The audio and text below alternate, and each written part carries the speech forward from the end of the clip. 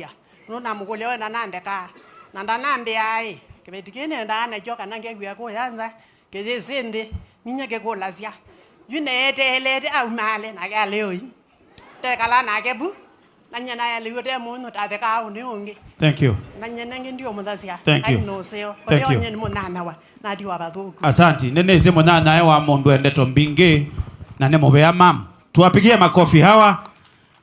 Na niulize kwa heshima TSC mahali Miriam anafanya kazi, TSC family tafadhali, very fast with a lot of humility, and then thereafter watakaofuata ni KNUT family. Kwa hivyo Kasimba ujipange, you organize that itifaki tafadhali.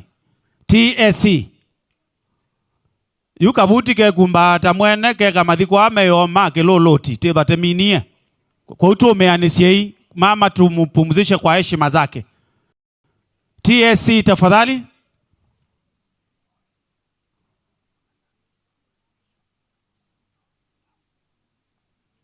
Na tuyikala atanga nundu mama sana mathi na chathiki kibangiwe ni kana withie ni chaila atungependa kukosea hen of us ama wengine waondoke waache kabla hatujakamilisha kwa sababu ya muda.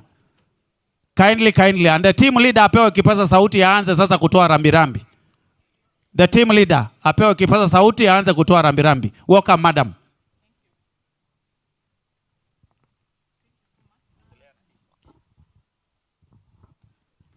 Bwana Yesu asifiwe. Asifiwe tena. Kwa majina naitwa Kezia Saoli. Tunafanya kwa tume ya kuajiri walimu Nairobi. Na hapa tuko wengi, lakini tungelikuja wengi isipokuwa ni kazi imeshika watu huko ofisini. Kwa hivyo tumekuja kurepresent ofisi yetu. Na ningelipenda kusema jambo moja tu. Nimesoma historia ya mama na ninaona ni mama mwenye alikuwa na bidii. Najaribu kutumia Kiswahili, siwezi sana lakini nataka kila mtu asikie. Miriam hapa tunafanya na yeye kazi. Na by either design ama default tulimchagua kuwa treasurer wetu ofisini. Na wajua sio rahisi watu kuamini mtu na pesa. Sasa najua ni kwa nini ana ile kipawa alitoa hapa nyumbani, integrity alitoa nyumbani. She's a reliable officer. Daddy, we are proud that you have such a wonderful daughter. Unajua pesa, most of us tukipata pesa ni wapi tunapeleka? Kwa bank, sindio? So if you can take money and entrust a lot of money to somebody, that means that person is a very reliable person. So we want to thank you, Mzee Muli, for this great daughter. She will go far. And now we have seen where the ile tabia ilitoka wapi. So we want to just wish you God's blessings. We want to pray that God continue keeping you and keep your family. You have a wonderful family. So may God continue blessing you. And Miriam, we shall continue supporting you. It's not easy to lose a parent. Mzazi, unajua mama sana sana. Unajua kama vile mzee alisema alikuwa anaenda safari ya kirudi anapata mama ndio anakaribisha. Kwa hivyo najua si rahisi watoto wakija nyumbani wakimkosa mama wakati mwingi inakuwa vigumu, lakini najua Mungu anajua vile atakavyowaweka pamoja na dadi ili muweze kuendelea na hiyo maisha ambayo inabaki pale mbele. Otherwise, I wish you God's blessings. Na tumekuja na rambirambi zetu kutoka kwa wakubwa wetu, director wa Teacher Professional Management ambapo Miriam anafanya kazi, na pia tuko na wenzetu wengine wa directorate zingine pale TSC wamekuja pamoja kuomboleza na nyinyi. Tunawatakia kila laheri na waombolezaji wote asante kwa kuja kusimama pamoja na familia. Asante. Thank you TSC family. Asante sana. Ningependa sasa nimwalike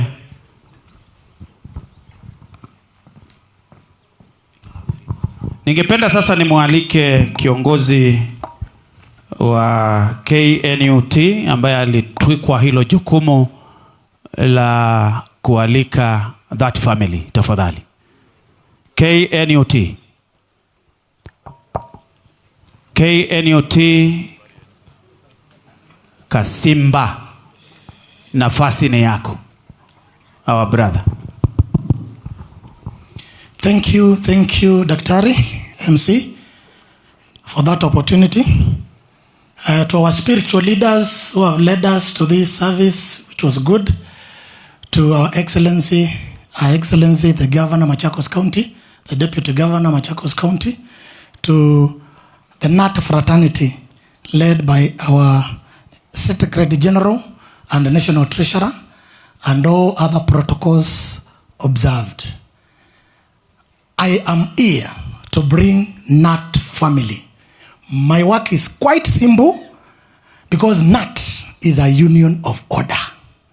We never make errors to say sorry. That's why it's such an orderly union, such that I cannot even state my designation, whether even my name. It's as orderly as that. So allow me to bring the person who is about to give us condolences on behalf of all teachers of Kenya here today with us. Why? Because Mutulu, famously known as Baba wa Hardship. Huyu mzee tunamuita Baba wa Hardship. Makofi kwake kiasi.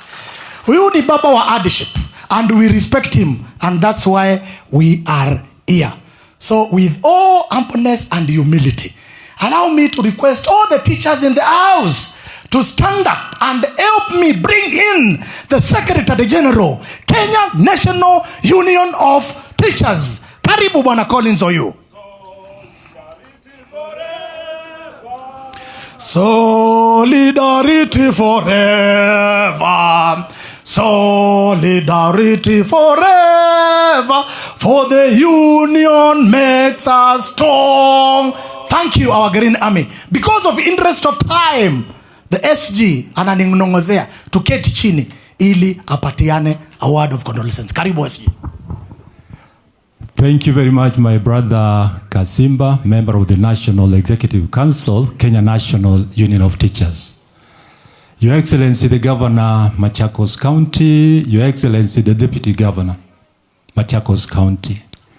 My colleagues, retirees, who led us in this great union, I'll introduce you, of course. Mheshimiwa Senator, ndugu yangu, na pia katibu wa ODM, waheshimiwa wote ambao wako hapa, walimu wenzangu na familia ya Bwana Peter Mutulu. Hamjambo. Hamjambo tena. Hapa tumekuja familia kubwa, na mtaniwia radhi Kiswahili si mdomo wangu. Nitajaribu, mimi ni wale wa kutoka Karachuonyo. Mtaniwia radhi Kiswahili si mdomo wangu, lakini nitajaribu kunyapia maneno machache katika lugha ya Kiswahili ili nipate kufahamika na kueleweka. Mnaponisikia itakuwa dhihirisho dhahiri kwamba huyu anaweza kujaribu tu lugha ya Kiswahili. It is a big team. My brother Mutulu, the old man seated here, was a great umbrella to the Kenya National Union of Teachers. And that is why I have a big team here of 8 branches from this region. The former leadership in this great union and the current leadership. Allow me very fast to introduce the teams that are here from branches. Yatta branch of the Kenya National Union of Teachers, Solidarity. Kangundo branch of KNUT, Solidarity. Machakos branch of KNUT, Solidarity. Mwala branch of the Kenya National Union of Teachers, Solidarity. Nzaui branch, Solidarity. Makueni branch, Mkoapi, Solidarity. Mbooni branch, Solidarity. Kitui branch of the Kenya National Union of Teachers, Solidarity. I think those are the branches that have come to say Pole Bwana Mutulu from this region. we did not forget to call upon those who worked with Brother Mutulu. And I think it is important that I bring them forward. I'll ask one of them to speak on their behalf. Na kuwapa pole zao kwa Bwana Mutulu. I have a lot to say about you, Bwana Mutulu. Just keep cool. Utasikia na ujisikie pia umepoa. Retirees, please. Those who led us here. One of you will speak. Kujeni John Wesonga, National Chairman, msongeze kidogo. And this is a total exhibition that in the Kenya National Union of Teachers, we are one another's keeper. When one of us is touched, all of us are touched. And that is why you will see these great people, as I introduce them, you'll confirm beyond any other reasonable doubt that we are brothers and sisters.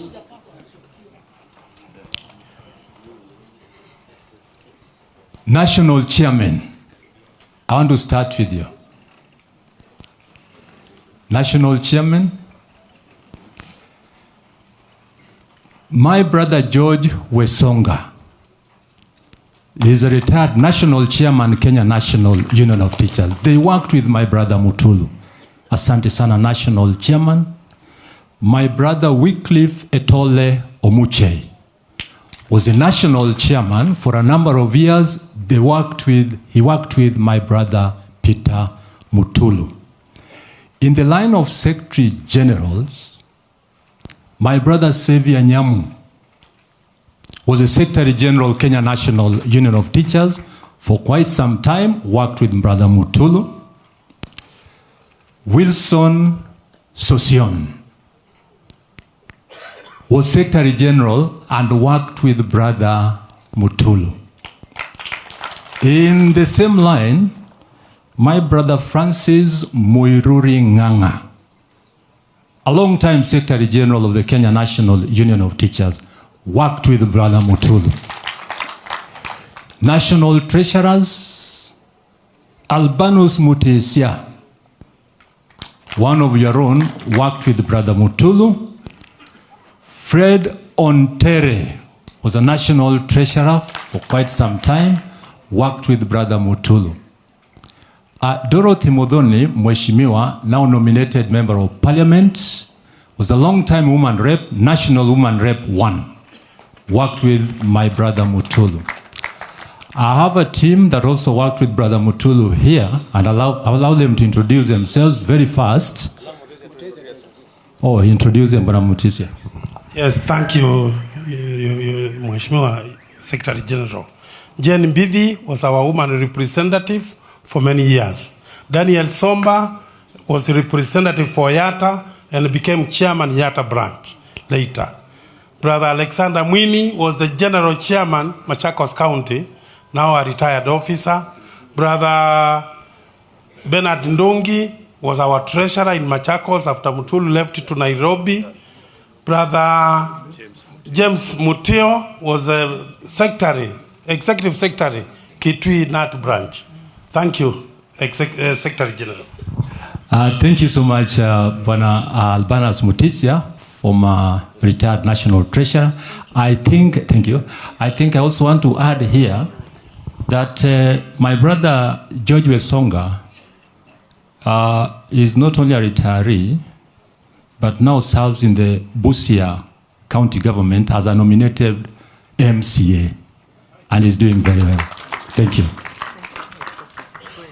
I said, and on behalf of this powerful team, this is a respected lot alongside my brother Mutulu. I want to call upon Francis Muiruri Nganga, the retired Secretary General of Kenya National Union of Teachers. I think you are the longest serving Secretary General. Sija kufikia bado, but I want to believe nitakufikia kwa miaka of service as Secretary General. Karibu Bwana Francis Muiruri Nganga. You speak on behalf of the rest. Thank you, Secretary General. I note the presence of the Governor, Deputy Governor, Senators, members of parliament, including our dear Modoni, she is in parliament, and all our colleagues. George, we note you are also here, and all those who are mentioned, former national leaders. I want, on behalf of all the retired top officers of the union, to say Mama Sarah, on her own right, was a great friend of ours. Mama Sarah, not one time, not 2 times or 3 times, she cooked food for us. We took a lot of tea in her hotel. In the house here is the first time I ate mudhokoi in her house here. And I want to tell you, huyu Mutulu, munasema mzee, na kusema kweli alitumia pesa yake vile alituambia, na mama akachunga hiyo pesa. Alitumia pesa yake nyingi sana na walimu. I remember in 2002 when we had a very serious strike. Huyu tulikuwa tunamuita Kanini Kaseo. Watu wengine hawakujua nini. Walimu mnasikia? Alikuwa tunamuita Kanini Kaseo. Sababu when we got the government block our money. And some of us were living the bush like criminals while fighting for teachers. Mutulu, I could call him from Katangi. I was the Secretary General. He was the National Treasurer. And he would come to where we were meeting in a hole somewhere I cannot disclose, with Katumanga. And he would tell us, what do you want us to do? We have no money. He would give us money. He would pay for the bills. He would pay for the media and help us carry the battle for teachers forward with courage and with safety. Mutulu, we respect you. It is true, wherever the bills were, ulikuwa haraka sana kulipa. Lakini you are lucky because Madam Sarah was also working hard to bring it back, as you told us. We are here to honor Madam Sarah, a lady personally I know, and I take Paul from my wife because we are very good friends. We could not succeed in the service of teachers without the unity. You young teachers are shouting solidarity. Don't shout in shyness. It is Mutulu who took me to Kitui. And a delegation of teachers in 1998, George, you were there. And I want you to remember a teacher called JJ from Kitui. He is the one who challenged us not to sleep. Things were bad. And the Mutulu could guide us to where we were to go. Therefore, we are here to honor Mama. Na vile alisemekana alikuwa mama shujaa sababu hakutuza au kufanya mambo mabaya kwa Mutulu. He gave us a lot of good. Brother Mutulu, may God see you with your children and your family. Live long. Continue to be Kanini Kaseo. Sijui kwa Kikamba mtu akiwa mzee anaendelea kuitwa Kanini Kaseo au anaitwa kimuzee kizuri. Sasa sijui yataitwa namna gani, but on behalf of the retired officers, all those with me here, we have no regret for working for teachers of Kenya and serving this country. We have no regret, Mutulu, of meeting you, and we pray. Mama Sela, we were told by the bishop, she is now up in heaven and she is not a citizen of this country anymore. I am sure she is a saint there. And when we go there, we shall tell her again, thank you for taking care of Mutulu and the children. Thank you for also taking care of the Kenyan teachers, because it is through her support that Kanini Kaseo was able to spend the money she spent with us for a good cause. Thank you. Thank you. May God bless her. Thank you. Thank you very much. In the interest of time, my colleague Wilson Sosion, you know, Sosion is not only former Secretary General, but also Naibu wa Waziri. Dakika moja tu Bwana Sosion. Yeah, thank you, Secretary General, to Peter Mutulu and your entire family, to the Governor, Your Excellency, and the Deputy Governor. and my Secretary General, former of Orange Democratic Movement, and all the mourners. Bwana sifiwe. Amen. Yes, of course it's good. My brother has acknowledged, mimi ni naibu waziri katika serikali ya sasa. And you are lucky to invite an assistant minister to speak. Ningependa kusema ndugu Mutulu ametengeneza sisi wote na alitengeneza chama. Mesikia vile ameongea, he has been the dictionary of wisdom of Kenya National Union of Teachers. Na tumeona the force or the engine behind the power ni huyu mama hapa. Na mimi nilimjua at personal level. Mutulu is like my father. Niliishi kwa nyumba yake, nilikaa na watoto kina Christine, Lea na hao wengine wote. Na huyu mama alinileta tukafanya harambee ya kanisa hapa, akijenga kanisa yake. That's the deep testimony I have about her. Na wakati huo tulifanya na huyu deputy governor. Na unaona ile kazi ulifanya hapo, umebarikiwa. Now you are the deputy governor of the governor. Na mimi ni naibu wa waziri. Kwa mengine, Francis Nganga na all of us, mambo ya elimu ni ya maana, and Secretary General will continue supporting you in the positions that we occupy. When I'm a deputy minister in government, it is not me, it is you and the teachers of this republic. And therefore, your welfare is well taken care of.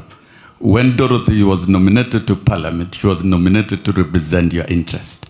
And so KNUT is fully represented and accommodated in the current government. Ningependa kusema kwamba rais mwenyewe, and he said, we shall recognize, support, and respect teachers.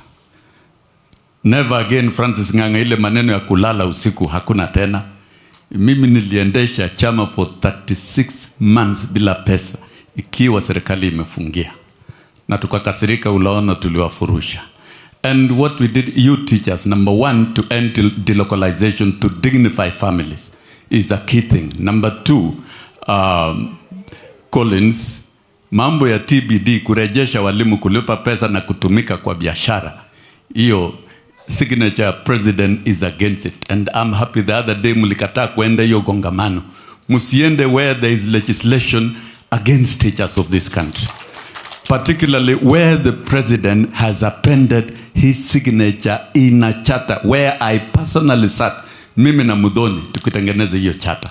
Na ya tatu, to employ the shortfall of all the teachers that is required in this country. We agreed and I accepted on behalf of the union, kwamba waingie kwa hiyo process ya internship, but they be automatically converted to permanent after a certain period of time. Those are good things. Alafu ya nne, promotion ya walimu ile ilikuwa imeondolewa. Now you can see there is what you call direct and indirect promotion. Direct ni ile kama Mutulu ulikuwa unapewa unakuwa headmaster mara moja bila kupitia processes, because you have demonstrated merit. The teachers of this country, ninawaambia, hata kama nilitoka nimeenda paradiso, na nyinyi lazima pia mkue katika hiyo paradiso. You will be dignified in terms of promotion. Alafu ile ya ine na ya mwisho, Sifuna knows I was my Secretary General. Hii curriculum ililetwa pila mpango, lazima ifanyiwe ukarapati sawa sawa, so that we have a decent, equitable, quality education delivered to all our children in the Republic. Na mumeona from the charter, sasa there is a presidential working party report that was chaired by Professor Munavu as our chair. And that one we should support. It's about model of comprehensive school up to grade 9. Inamaanisha kwamba watoto watakuwa karibu na nyumbani, and the cost barriers brought to parents pia itaondolewa. We must prepare and change this country in terms of education. Kwa hivyo SG, mahali niko, mimi bado ninasaidia nyinyi vile Dorothy wanafanya. Na kwa maneno ya mama Mzee Mutulu, tumefurahia watoto wamesema watakulinda. Si watoto peke yao, hata sisi tutakuwa na wewe, tutakuombea na tutakaa karibu na wewe. Sijakuja peke yangu.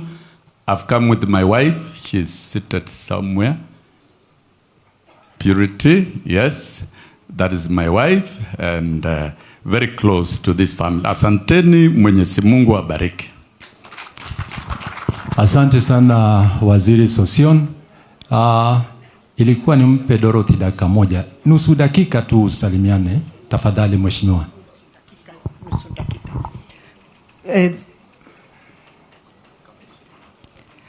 Thank you very much, Secretary General, Kenya National Union of Teachers, Excellency Governor, Madam Wavinya Deti, Senator of this county, Madam Kavidu, and the woman rep, Senator Shifuna, all protocols observed. To the family of Peter, I used to call you Peter, you know that. And we only used to call you Peter end month. Other times you are Muturu. I want to join the rest of the mourners here. One, by saying it's a sad day for Peter, because I know how forward he was with this dear lady who is lying here today. Fordre used to call her Sarah. Even when we are seated on a round table, Peter would buy us dinner. Peter would do everything for us, and you'd say, I'm going back to eat. In my house, I know Sarah has prepared a delicacy. That is the type of a lady that Peter will miss moving forward. But Peter, I want to say all the people who are here, me included, we have not come because we are coming to see Katangi. We have followed you, including from Busia, from Kisii, from everywhere, because you are a good man. Peter, it is very clear that good people, even when they live where they are, they always be followed. So let us emulate this good man, so that even me and you tomorrow. And I want to thank the Nat family, because this is the only family which does not disown their own. They are always there for all of us.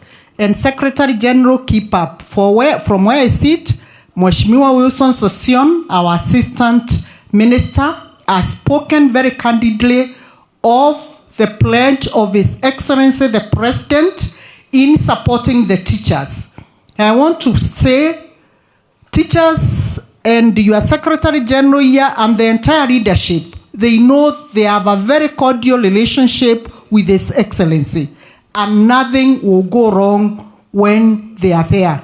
Do your work. We shall support you from wherever we sit, and please keep the fire burning. Teachers without a union, it is like cooking tea with a gas cylinder that has no gas. So teachers need a union for their survival and for their continuity. Thank you so much, the Nat fraternity. Thank you so much, our retired colleagues. Solidarity. Thank you so much. Thank you so much, Mheshimiwa. I think in the interest of time, county leadership of Machakos, I'll not allow you to speak, lakini simameni tu mpunge mkono tafadhali. Thank you, the county leadership of Machakos County. Asante sana. Mzee wetu wa hapa Eastern Region. And this is the second largest region in the teaching fraternity. James Muo Ndiku, mwenye pesa ambaye alichukua baada ya Mutulu, and I think out of respect that you have for him kama mtu wa kwenu, James, acha kuongea na huyo, zungumza hapa. Thank you so much for this opportunity. Your Excellency, thank you. I recognize your presence and your government. Kwa Mutulu, uloti wenemuka Sarah. I'll be very brief. I want to take this opportunity, to thank KNUT and Teachers Fraternity for standing with Mutulu. We were here and we have been here. Now, everybody can attest that if there is a government that is strong, it is the government of the teacher. Very strong. We never forget our own, and we never disown our own. Colleagues, I want to bring my condolences with words said by one father, Catholic father called Carson. He said this about death, that death is not like putting out the flame of a lamp that is giving light to a room, but it is like putting away the lamp because dawn has come. Yani kiku tiundu umwe na kupocha taa wetete cheni rumuni, lakini nondo umwe wa kupeta uta nondo ni kwacha. It is now ever light where our mom is. Sisi ndio tumeacha na shida. Na ya mwisho, I cannot fail to register this to my father Mutulu, that Martin Luther King said this about death. Death is not like a full stop that marks the end of a long sentence, but it is like a full stop that marks the beginning of a never-ending sentence. Yani kikuti ndo mwana ngidhio ila jona na cha mwiso wa mudhia mwasa, lakini ni wona ni wa mudhia ute kitulu, and that is everlasting life. Sarah has gotten from the life that has a end and started a life that has no end. Thank you so much. Allow me to usher back the Secretary General, and I'm happy today, Sosion, you've recognized that the Secretary General is very strong. You know, we were his soldiers with OU. Na mulikuwa mnaona watu wakilete kierele tunasaidia Sosion. Lakini siku moja tukaweka Sosion, tukamwambia Sosion presidents are respected. Respect president. You know, we used to tell you the truth. Na tukakutana Hilton, tukakwambia wewe sasa hapa kiumeumana. Tukakwambia union itamalizwa na uhuru. Ukasema hapana, siishe. Wakati huo ndio tulitoka kwako na tukaenda tukasema sasa union itaendelea bila Sosion kwa sababu amesema ishe. You don't joke with the president, a sitting president. Wewe watu wa Machakos msicheze na president hapa, usicheze. But now you have a friend. Now chezea huko na usilete nyefinyepo hapa. This is what I protect. Bwana Secretary General, now you are now the Secretary General of Teachers in Kenya, and he was elected the Secretary General for Veatu. He is now the Secretary General for Veatu, and he is the representative for Education International. Simpigie huyu bwana makofi. Hao wote kutoka kule Rwanda kwenda huko Ethiopia kuteremka, they are under bwana OU with the Secretary General. I am the treasurer for Veatu na niko na ofisi kule Arusha. Thank you so much. Welcome bwana OU. Thank you very much mwenye pesa.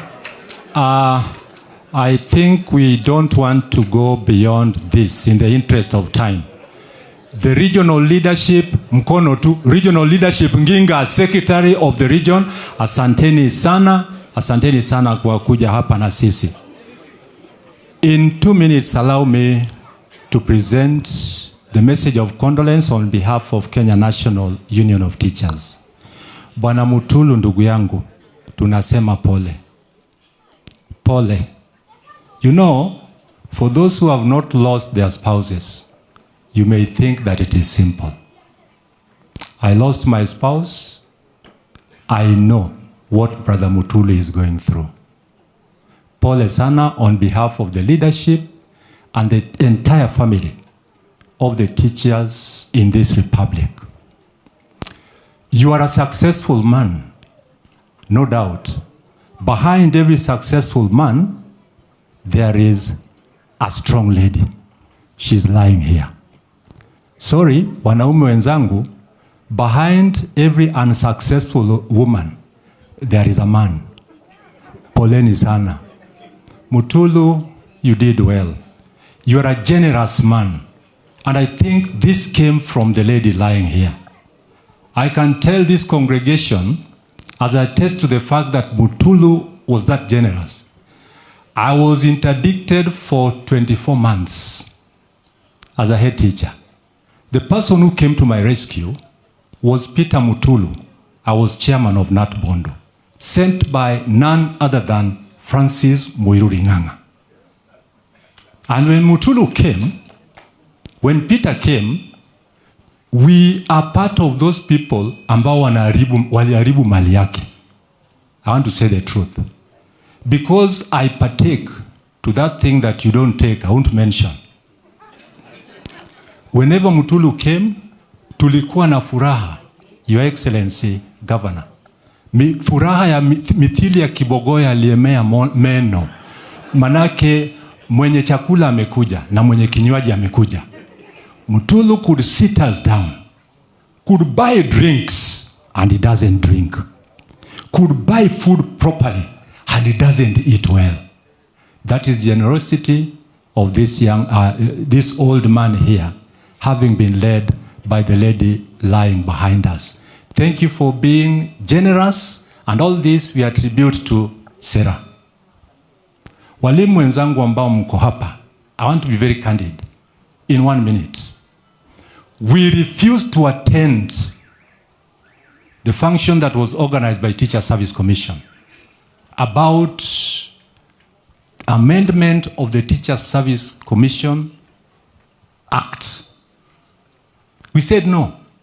Reason, we cannot be a party to anything punitive to teachers in this republic. And we said no.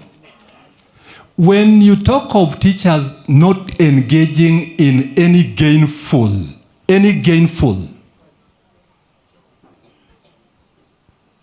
and you do business yourself, and we know your business, we said no. Matters discipline about teachers must be reviewed in this country. Because Teacher Service Commission interdicts a teacher. The teacher is dismissed. The teacher applies for review of the dismissal.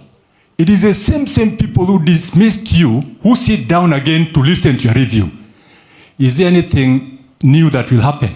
No. Nothing. When you say that SRC and the TSC will be in charge of matters remuneration in this republic about teachers, where are you placing Kenya National Union of Teachers? Where is the spirit of collective bargaining agreement? We must be on the table to negotiate what teachers will earn in this country. Then we said no. We said no.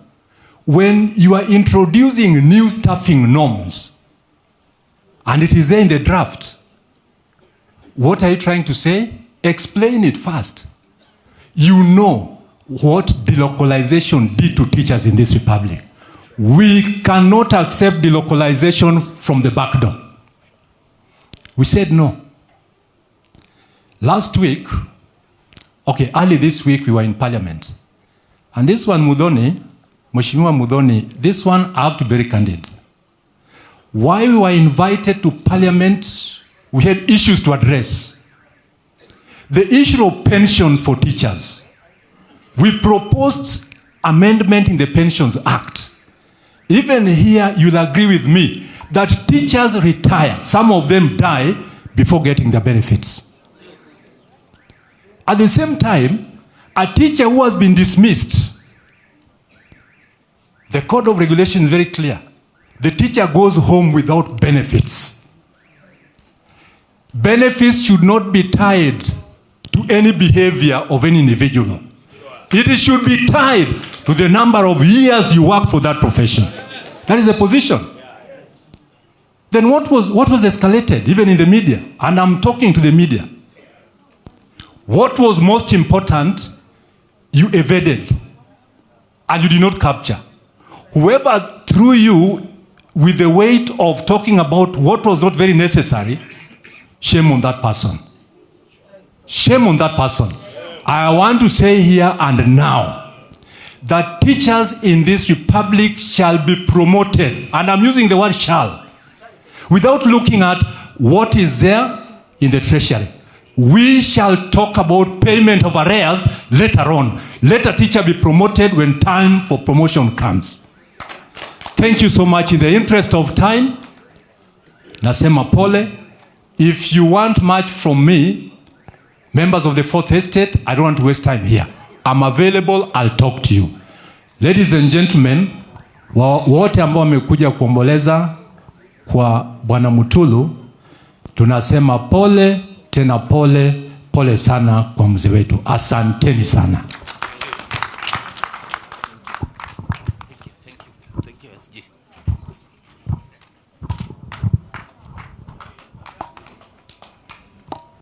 Thank you.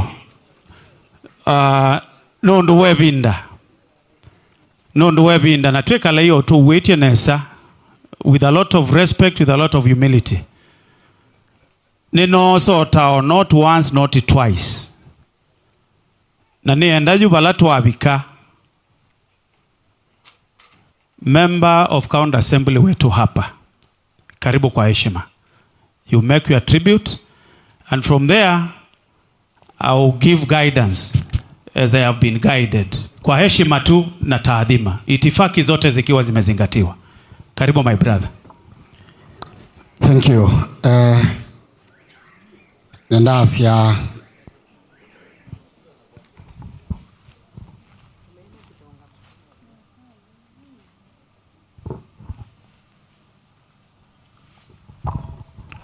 Thank you. Nendasia kwa Bishop waitu Bwana Abraham Olwa na Bishop Walange na mapasta maitu, kwa governor waitu mwenda waitu Madam Wafinya Wandeti, the deputy governor, our own son here Francis Mwangangi,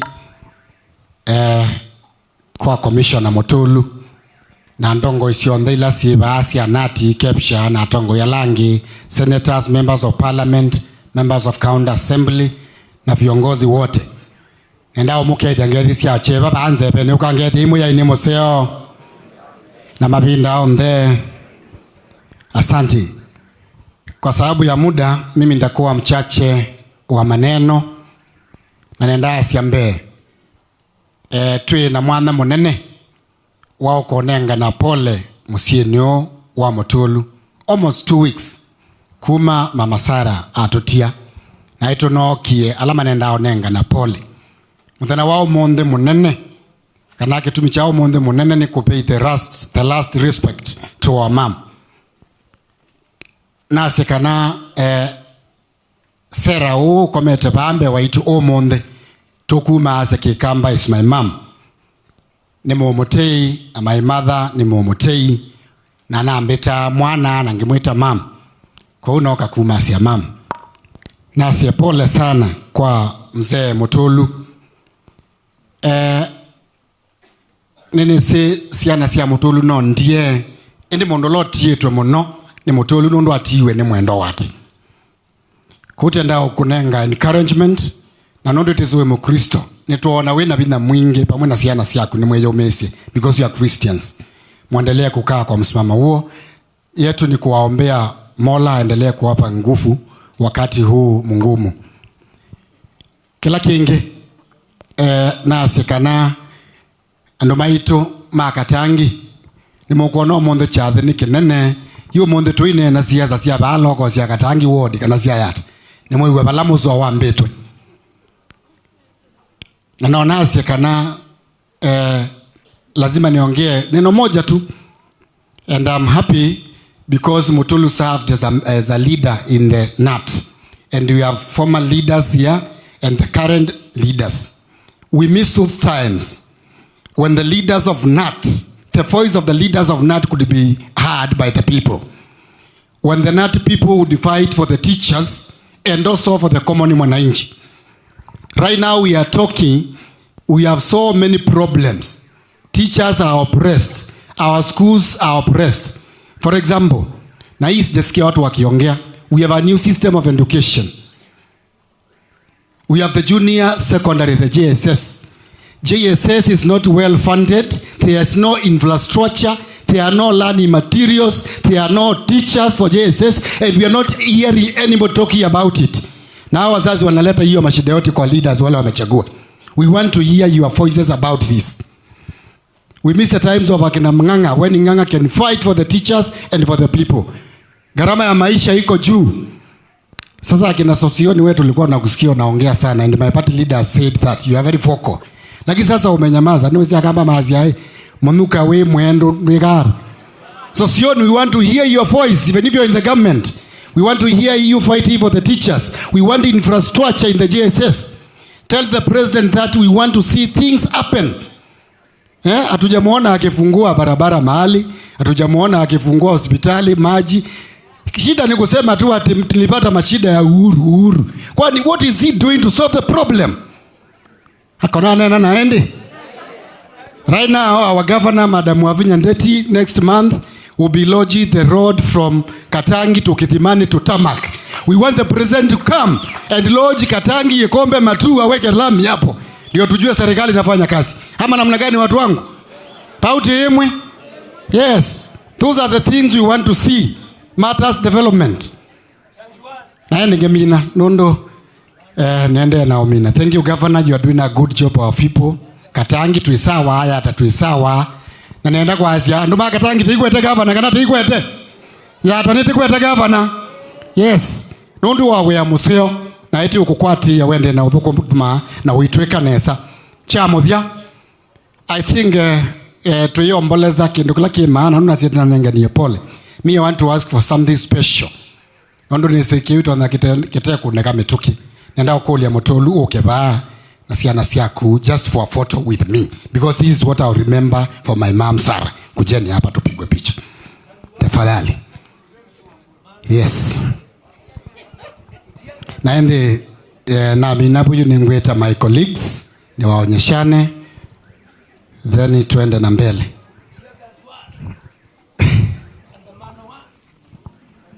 Bisa imwesi yemo wanga shedi ta ngeti yake uo. The deputy governor, you should be here, please. I need you in this photo, please. Please, please, please.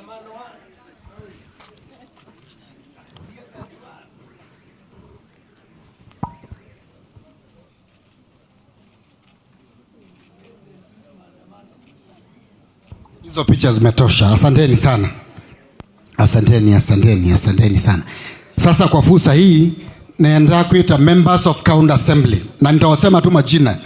If you allow me because of time, Bishop, tunaangalia wakati sana. I want to call the members of county assembly, my colleagues. Wakuja hapa waonekane. Na ni jina tu, sisi hatutaharibu wakati sababu tunajuana. Tunajua vile tunafanya kazi. Na hatuko wengi. Mimi ndio wapatia mic kila mtu aseme jina yake na tuketi chini turudishe kipasa sauti kwa MC tumalize. All right. Ndawasema majina. Thank you.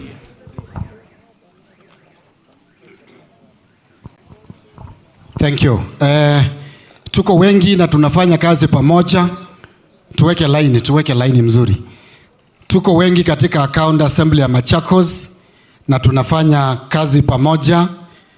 Na tungekuwa hapa sisi wote tukiwa 60.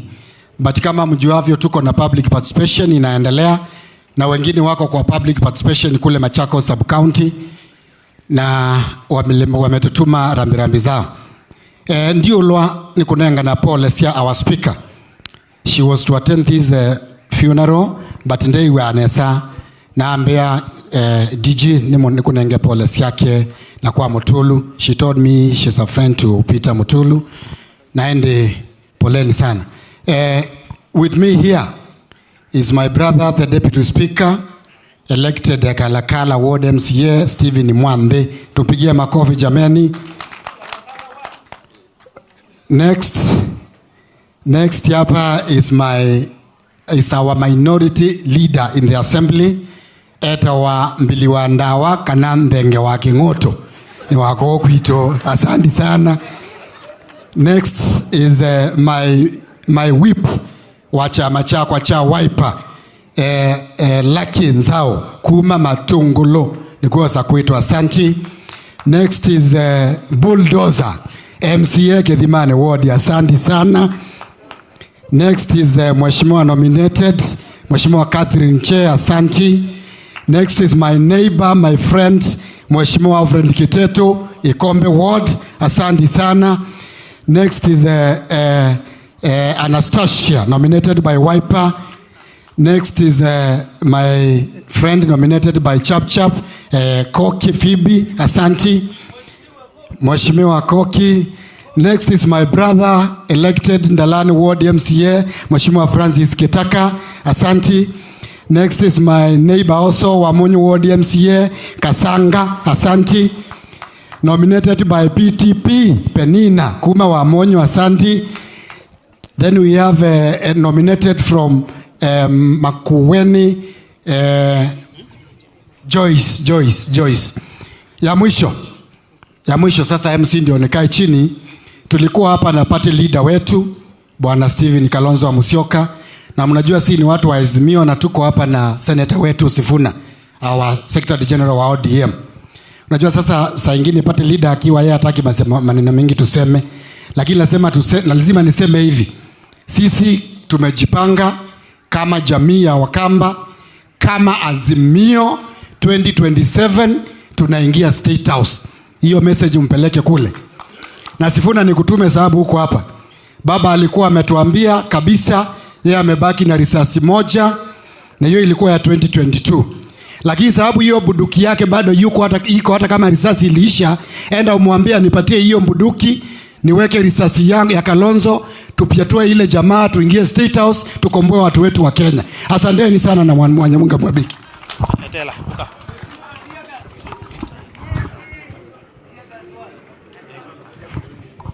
Thank you.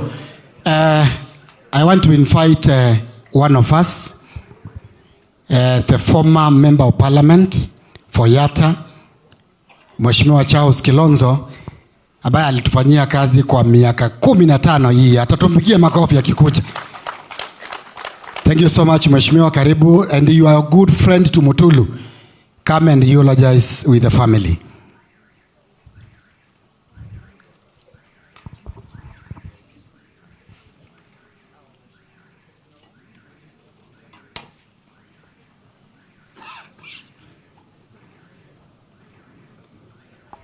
Karibu sana. Aya tukethanisie bayo lomwe ni museyo na mabinda onde. God is good and all the time. I'll be brief. I know my brother, the presiding bishop, tulikuwa tunajuana tukiwa vijana. I'm aware about time, but allow us today to use all the time mpaka ile ya mwisho. I've come here today because I've known Mzee Mutulu as a friend. Tulikuwa tunacheza, Mzee Mutulu ulikuwa anasema akona team ya ODM marafiki zake, akona kanisa marafiki zake, na pia watu wa NAT. Lakini iko kale bengine ya watu wa siasa wengi sana wamekuja hapa, different political parties. Let me give MCA because this is meant for Mzee.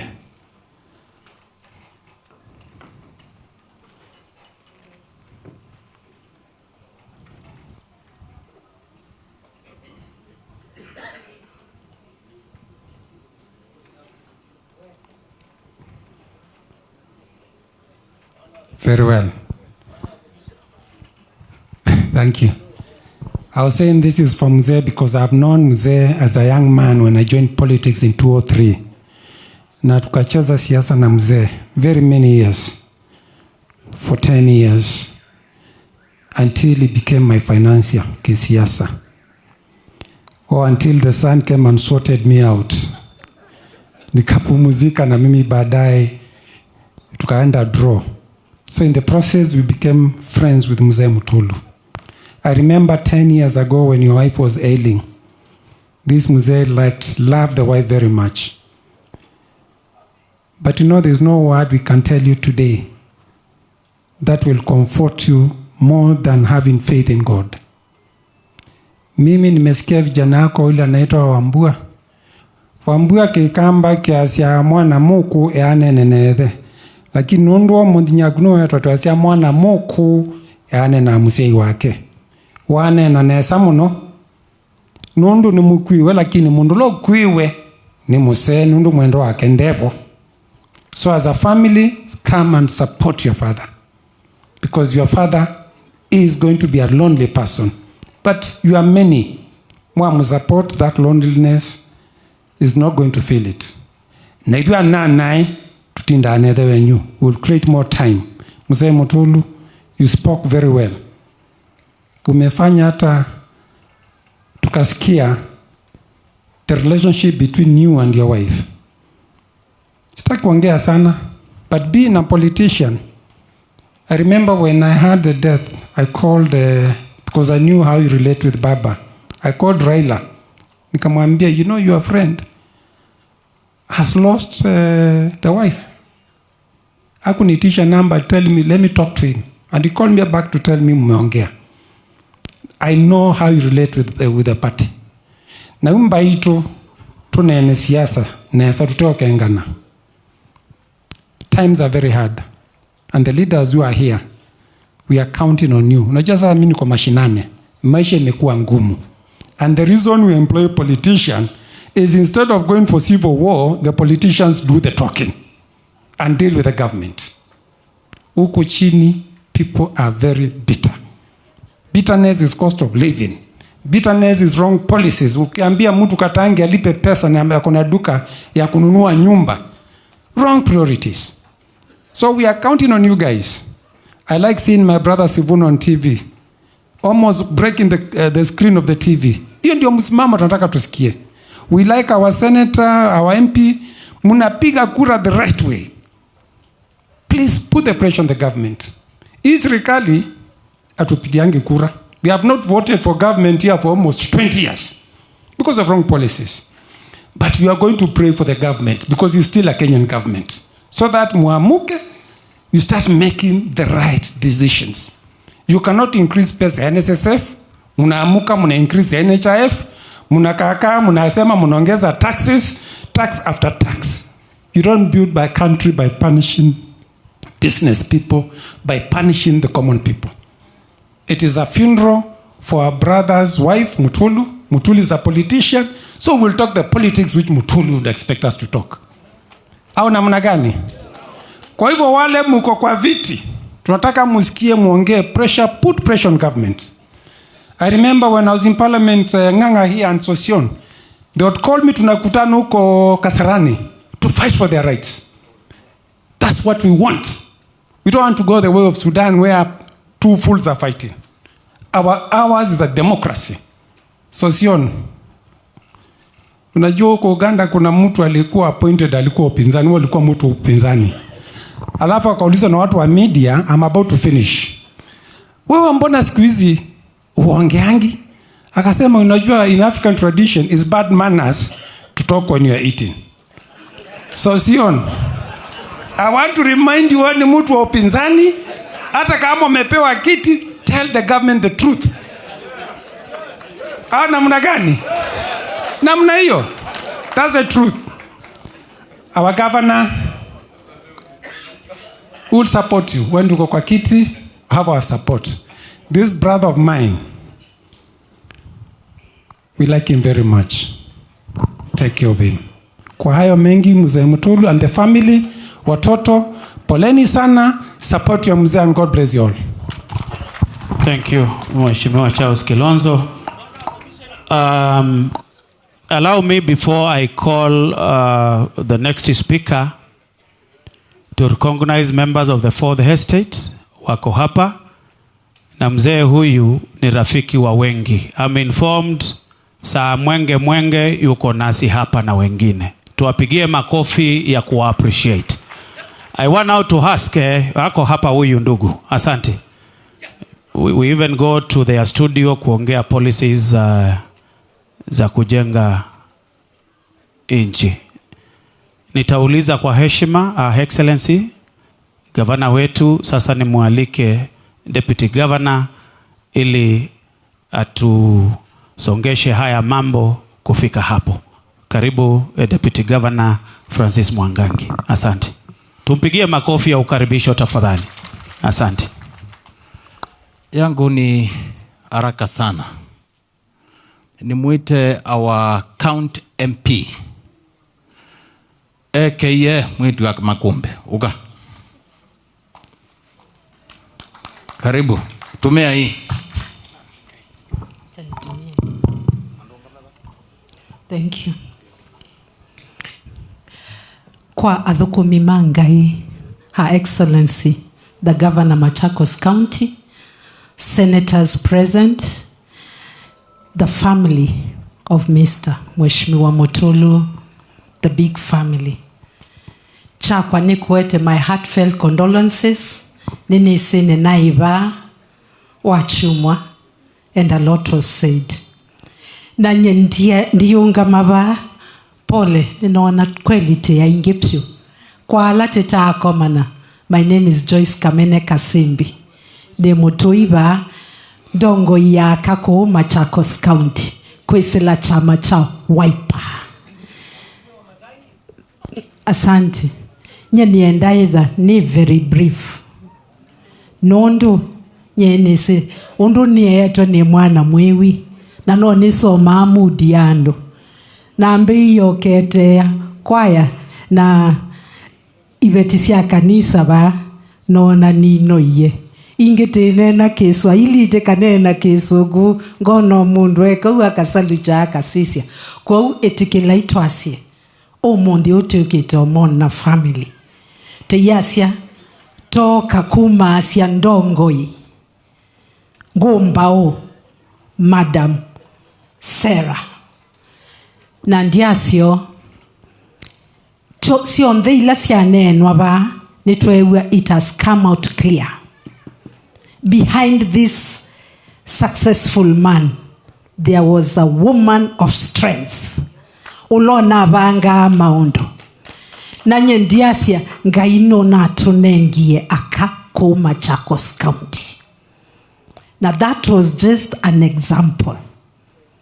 Na tato sisi aka na tetueketwe ni our ebo DG ba na sisi idionde kidhito kila kina madam ba ni chote inacho idionde. All we are asking is support. Tienda positive energy so that we can drive Machakos County to another level.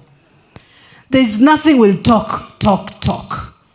Please, let's have positive energy. Ona mwendo correct us with the positive energy that we need. Leaders of the church, we need your prayers. Na muona moka muno, nundu no mwisi, au memaito naite mendete, we undu babia. Nye na ne ground. Nondu ne kekie na kilanda teka no kubuana. Mwene ndi mobineye. And we need to put our focus. Walati kuwete maendeo na siana situ isome. Na nondu na mwea ndivi beyond that. Tena lange mokie na tena eni. Na inengo endaita senator okia madhochi. Tunengei atongoi. Alame ibelani a time to work. Na sisi tumerudi bunge. You'll hear more of us. Baimana maunene aba na kuyaite kiletie. Tuko hapo na tutasukumana hadi cost of living. Na si ushuru ile inaendelea kupandishwa. Ishukishwe tuangalie mambo iendelee sawa sawa. Nimesikia mheshimiwa mwenzangu who was there before. Akisema mambo now is an assistant minister. Na mambo iko sawa sawa. My friend. Things kwa ground ni tofauti. Let the truth be told. Mambo kwa ground ni tofauti. Hao walimu unaongelelea, they are the same ones that are sending us housing ni ya nini. Na already tuko na malona na tumejipanga na manyumbani sisi mnajua na mambo iko sawa sawa. Why do we need another house to be deducted for what? Let us check on our priorities and all will be well. Karibu sana, Senator Machakos County. Ndiye ukaribisha maseneta wale wengine. Thank you. Eni chuma kila chano iwe chuma kenge. Kwa bishop na mabishop wale wengine wote, mzee Muli na familia, governor, deputy governor, masenators wale wengine wote, nataka kuwasalimu katika jina la Yesu. Amjambo. Bwana Yesu asifiwe. Kotuno iye kaini mwetie Senator Eddie Senator wa Migori, Senator Eddie kuja.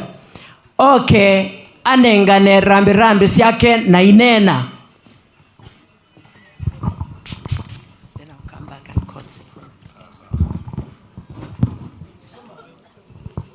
Muyaseo. Ndugu yangu mzee Mutulu, mimi kwa majina naitwa Eddie Gisheru Okechi, na mimi ndiye senator wa Migori County.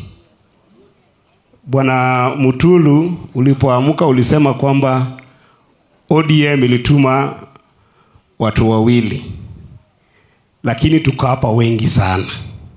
Mimi nilipigiwa na mzee nikiwa Migori, nikaambiwa kwamba kiranja wangu wa ODM Sifuna atakuwa hapa, na ndugu yangu Oduoro Ngwen ambaye ni idi wa chama atakuwa hapa, na nikaamuriwa na baba nikuje hapa kwa sababu anakupenda sana.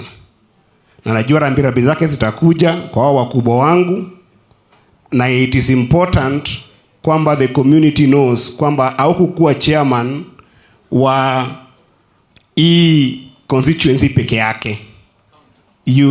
County peke yake.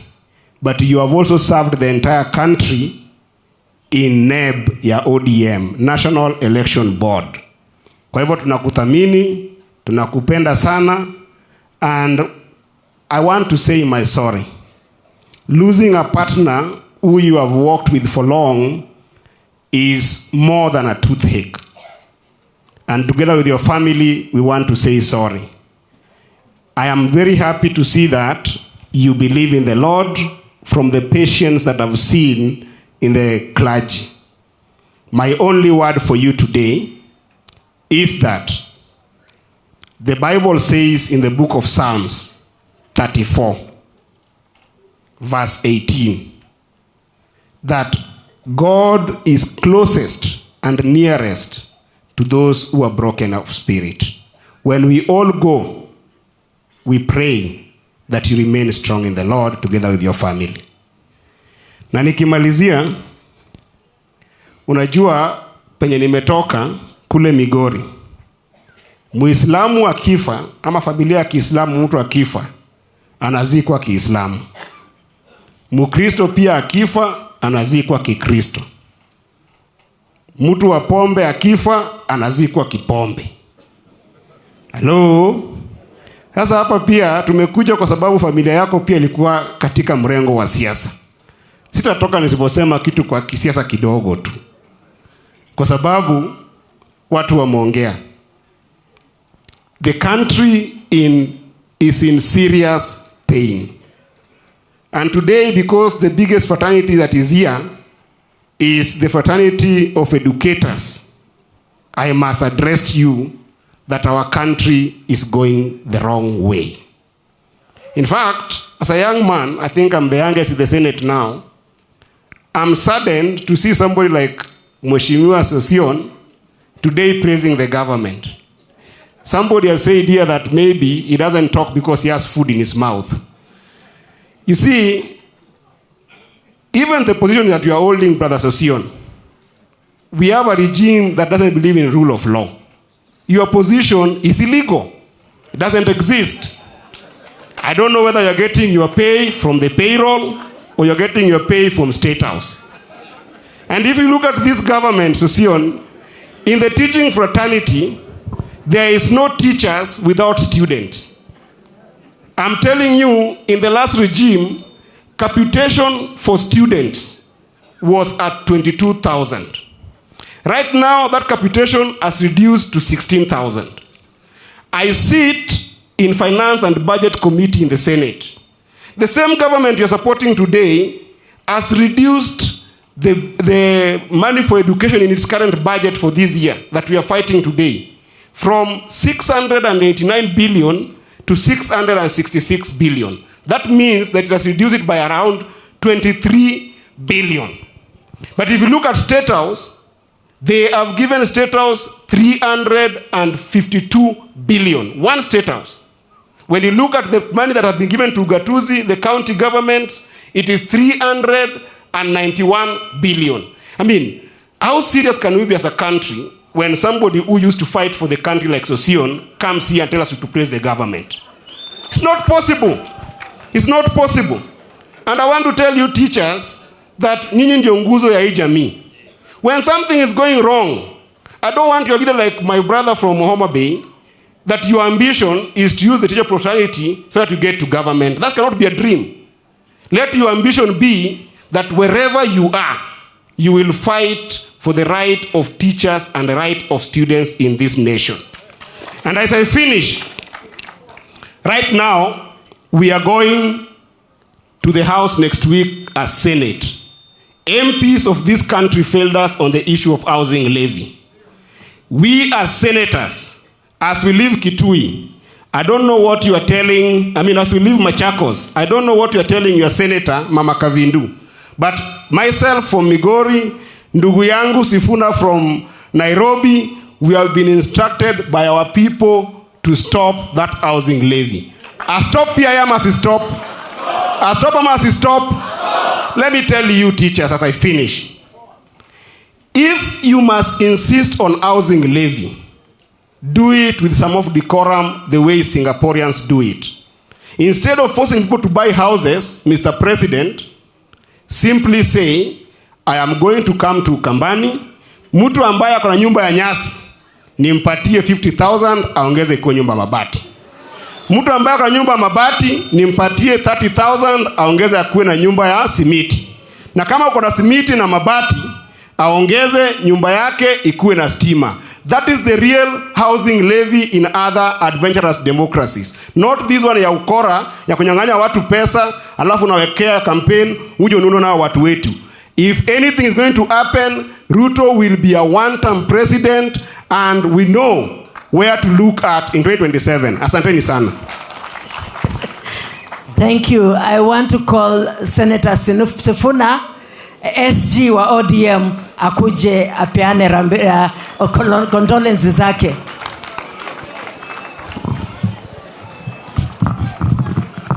Asante sana.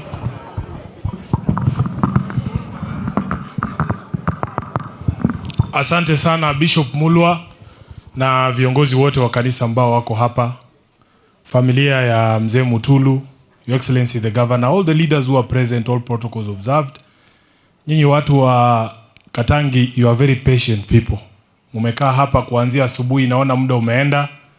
Bishop Mulwa wakati ambapo mzee Mutulu alikuwa anaongea alitaja marafiki zake watatu.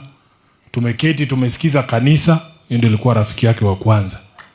Tumesikiza wana KNUT, rafiki yake wa pili. Sasa ni wakati wa chama cha ODM, rafiki wake watatu. Naomba ya kwamba nitachukua muda sawa na ule ulichukuliwa na kanisa, kwa sababu wana KNUT walienda sana. Bishop, niko hapa na viongozi wengi wa chama cha ODM, na sisi tuna nidhamu tofauti sana na nidhamu ambayo imeonyeshwa na wana KNUT hapa. Katika chama cha ODM, Chairman Mutulu atakuambia katibu mkuu akisimama anazungumza kwa niaba ya wengine wote.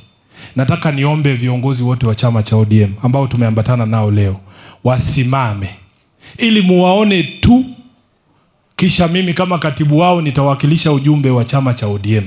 Simameni tu. Wasije hata mbele. Hawa ni watu disciplined kabisa. Tuko na viongozi wa ODM kutoka nyanja tofauti. County ya Makueni, naona viongozi wa Makueni, Kitui, Machakos, National Office wakiongozwa na Executive Director wetu anaitwa Mheshimiwa Odoro Ngwen, kiongozi wa vijana Tyson Mutusi, kijana wenu hapa, na naona mpaka chairman wa Nyandarua Dickson ametoka Nyandarua kote mpaka hapa. Tafadhali mketi chini na waheshimu nyinyi wote. Mheshimiwa Mutulu, unapendwa ndani ya chama cha ODM. Unajua ni rahisi sana kuwa mwenyekiti wa chama cha ODM kaunti ya Kisumu. Ni rahisi sana kuwa mwenyekiti wa chama cha ODM kaunti ya Migori. Huko hakuna maneno. Hapa wako ndani ya mdomo ya simba. Mwaka uliopita ile wakati mwingine governor, tulikuwa na rafiki yetu anajiita Kavaluku hapa. Mnakumbuka Kavaluku? Kavaluku alikuwa anapeleka watu ya ODM mbio sana hapa. Lakini huyu Mheshimiwa Mutulu alikuwa anasimama imara. Yeye anasema chama yake ni nini? ODM. Wakati huu tuko na rafiki zetu wa Wiper hapa. Hata Mutulu akitaka kusimamisha candidate MCA anaambiwa hapana, hii ni wiper zone. Wacha hiyo, enda polepole. Na ndio kwa maana unakuta Mutulu anafinyiliwa, lakini yeye anasimama imara ndani ya chama cha ODM. Nataka nikutambue Mutulu specifically ya kwamba wewe ni kiongozi. Wewe ni kiongozi ambao tunaenzi.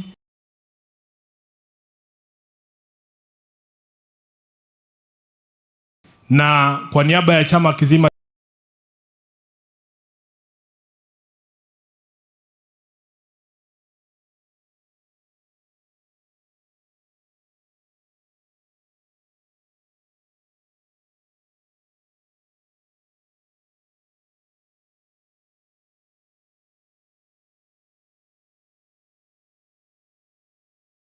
cha ODM, kwa niaba ya makao makuu ya chama, kwa niaba ya kina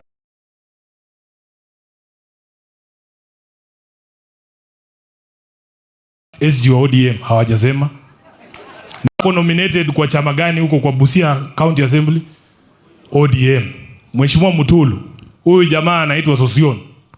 Wakati alikuwa SG wa chama, walimu wakakuja wakaona baba, wakasema katiba inasema there must be a representative of workers in the National Assembly. Nani alinominate Sosion na kuwa MP? Chama gani? Lakini hawezi sema sahi, kwa sababu vile wamesema hapa, sahi Sosion amekaa chini ya maziwa. Amekaa chini ya ng'ombe ananyonya tu. Yeye mwenyewe amesema hako mahali mzuri, walimu bado wako mahali mbaya. Hii chama, Mheshimiwa Mutulu, wewe endelea kushikilia chama, kwa sababu na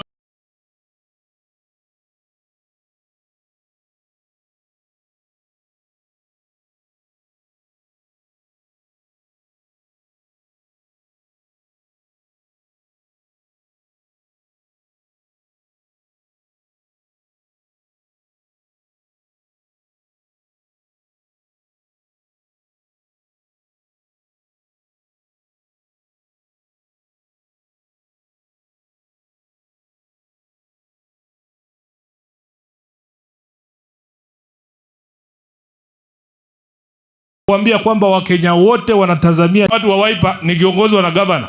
Governor, wacha nikuambie siri ya watu wa ODM wakiongozwa na huyu mzee Mutulu.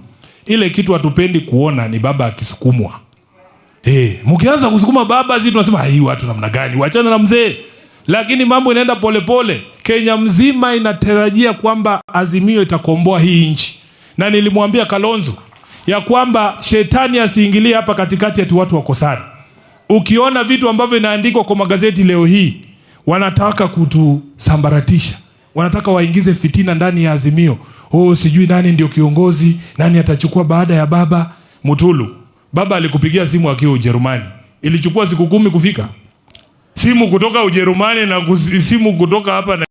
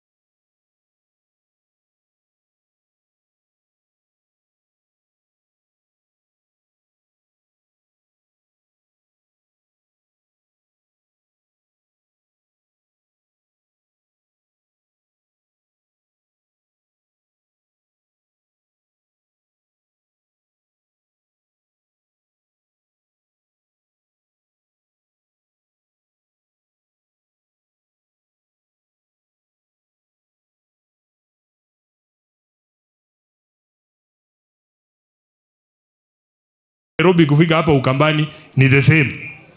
Ndege ya kutoka Addis Ababa huko mnasema baba anaenda futa uongozi. 2027 hatutafuti mtu ambaye ako na akili mingi, tunatafuta mtu ambaye anajua nini kazi. Mimi nawaambia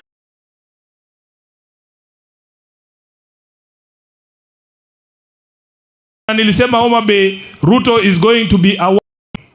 Musijaribu kuextend hata na siku moja. Na waambia Ruto is going to be a one-term president. So sio, enda umwambie nimesema. Wewe ulikuwa mtu yangu wa ODM. Nilikuingiza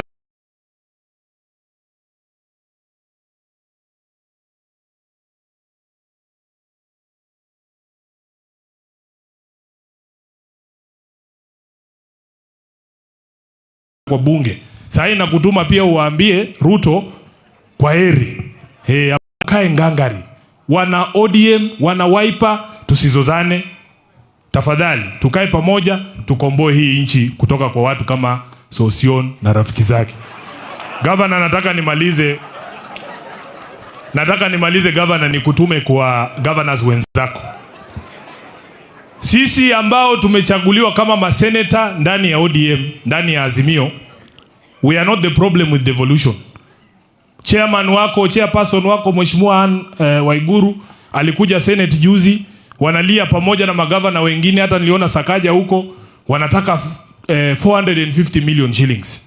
The billion for devolution. The problem is not us. Tell Waiguru to speak to her senator. Kwa sababu senator wako huyu Kavindu, last time, wakati ambapo CRA ilipropose ya kwamba counties zipewe 407 billion, Kavindu alipigia 407 billion. Senator wa Waiguru alisema yeye anatosheka na 395. Mimi kama Sifuna nilipiga 407. Saa hii wewe ukiniambia unataka 450 kwa ajili ya watu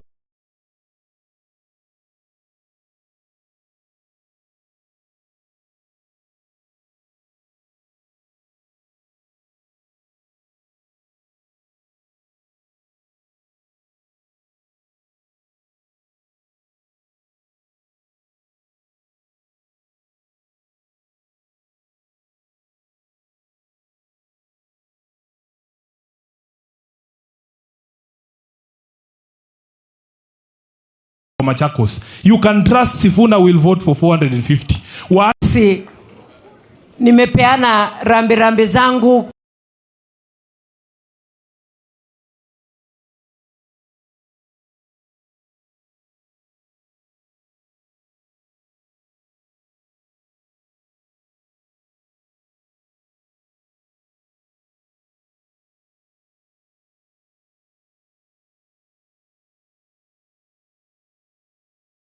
kwa Bwana Mutulu na familia.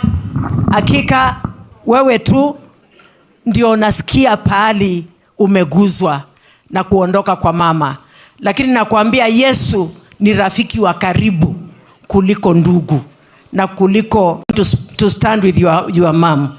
I want to speak to the NUT and TSC kidogo tu.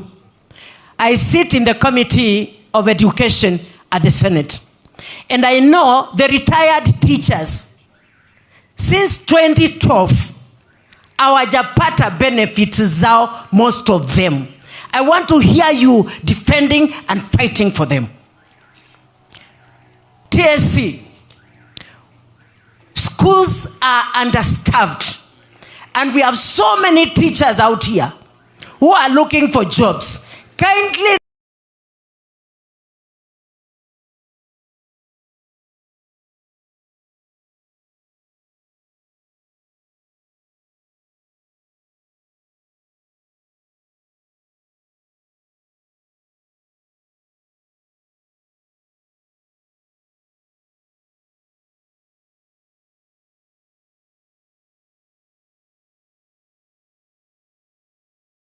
recommend. We are also fighting it. You should guide and lead and direct. Sindio? Ama mnasemaje? Sindio hiyo tu?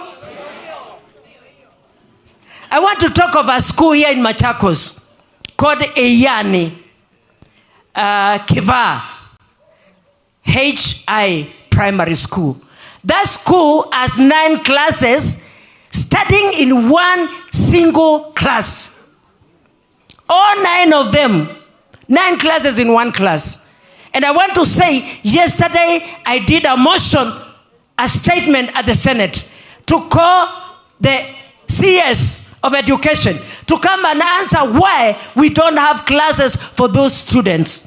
And we have only 3 teachers teaching. TSC tafadhali. 3 teachers teaching 9 classes.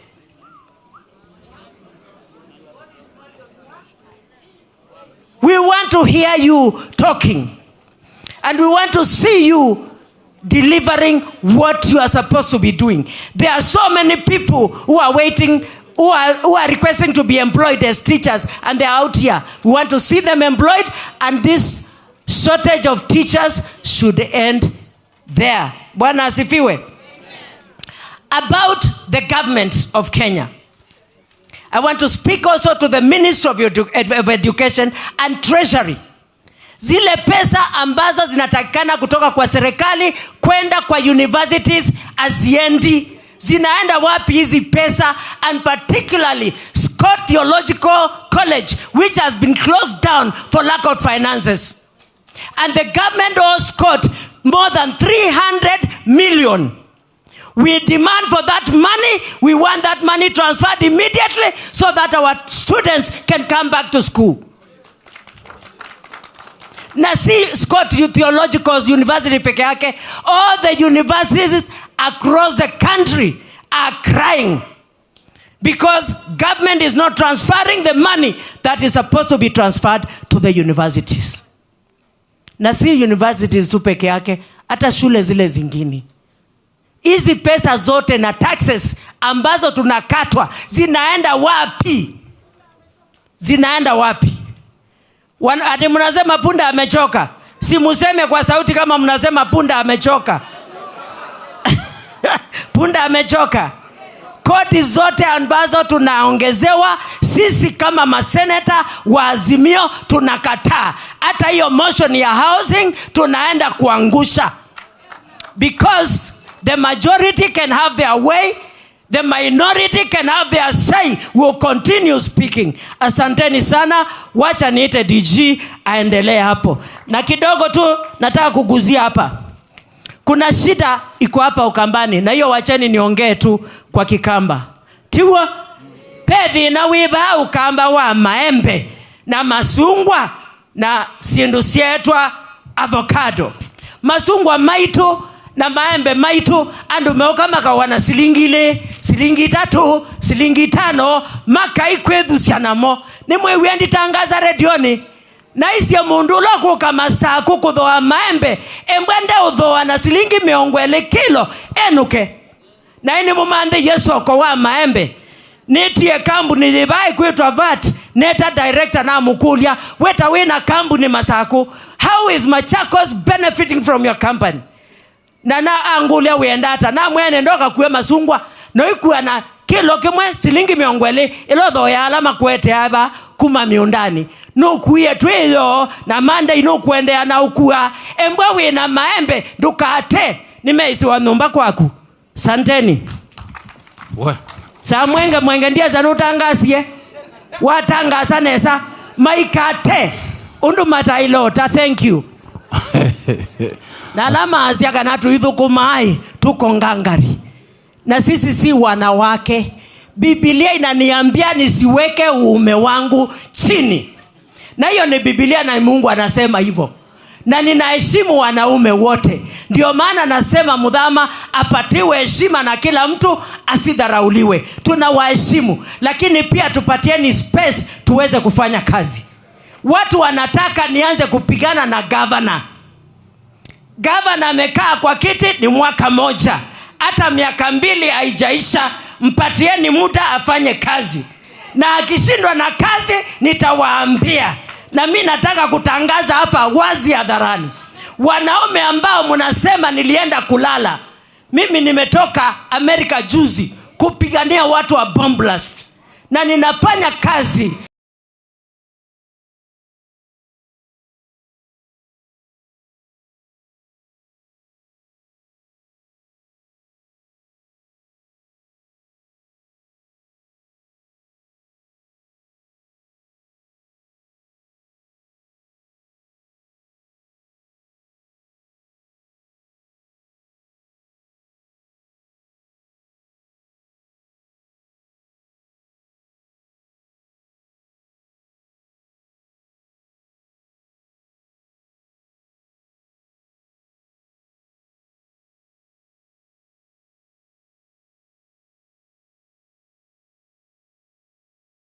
ile ambayo mliniita kufanya. Na mimi kama mnataka nianze vita, sitapigana na vita na gavana. Nikiona mahali iko shida, ninamueleza hapo. Asante. Mtanisamee. In the next few minutes I'm done. I'm just going to call Her Excellency after just showing officials who are here. The county government officials, tafadhali simameni. Wale mko hapa. Ministers and chief officers, nawaomba tafadhali simameni. Save for the two gentlemen, the rest are members of cabinet. Hii ni chief officer education, chief officer ya barabara. Kuna waziri wa devolution, Joyce Mwikali. Kuna waziri wetu wa trade, Sharon Mutua. Na kuna wa county attorney, James Kadhiri Musango. Na kuna baba askofu Joel Zomo ambaye ni waziri wetu wa kilimo. Asante. Ako wapi? Oh. Na kwa nini? Aya, kuna mwenyekiti wa Machakos County Public Service Board, Mheshimiwa Albanas Mutisia. Asante. Aya, saa ingine nasahau kama we ni kuna gatekeeper wa governor, chief officer in the office of the governor. We keti chini. Then kuna sorry, director wa elimu pale ambaye ametoka hapa Yata. Nafikiri ndio. Asante. Sorry. Kupet na Kesha, tafadhali ikiwa mko hapa tafadhali nisimameni. Just to recognize you. Kupet, members of Kupet na Kepcha. Asanteni sana. We highly appreciate you. Then kuna serikali yetu kuu, national government officials, chiefs, our SCC. Yes, nimewaona pale our chiefs. Asanteni sana in the interest of time. Your Excellency, allow me to say just one word. Actually two. One is to commend you. Were it not for your personal involvement, personal leadership, kama mwenyekiti wetu wa haya mambo, hata mzee ametuambia kwa mkutano wetu, ametuambia na atakueleza privately, atungekuwa hapa ikiwa the way it is. Asante sana, Mwenyezi Mungu akubariki.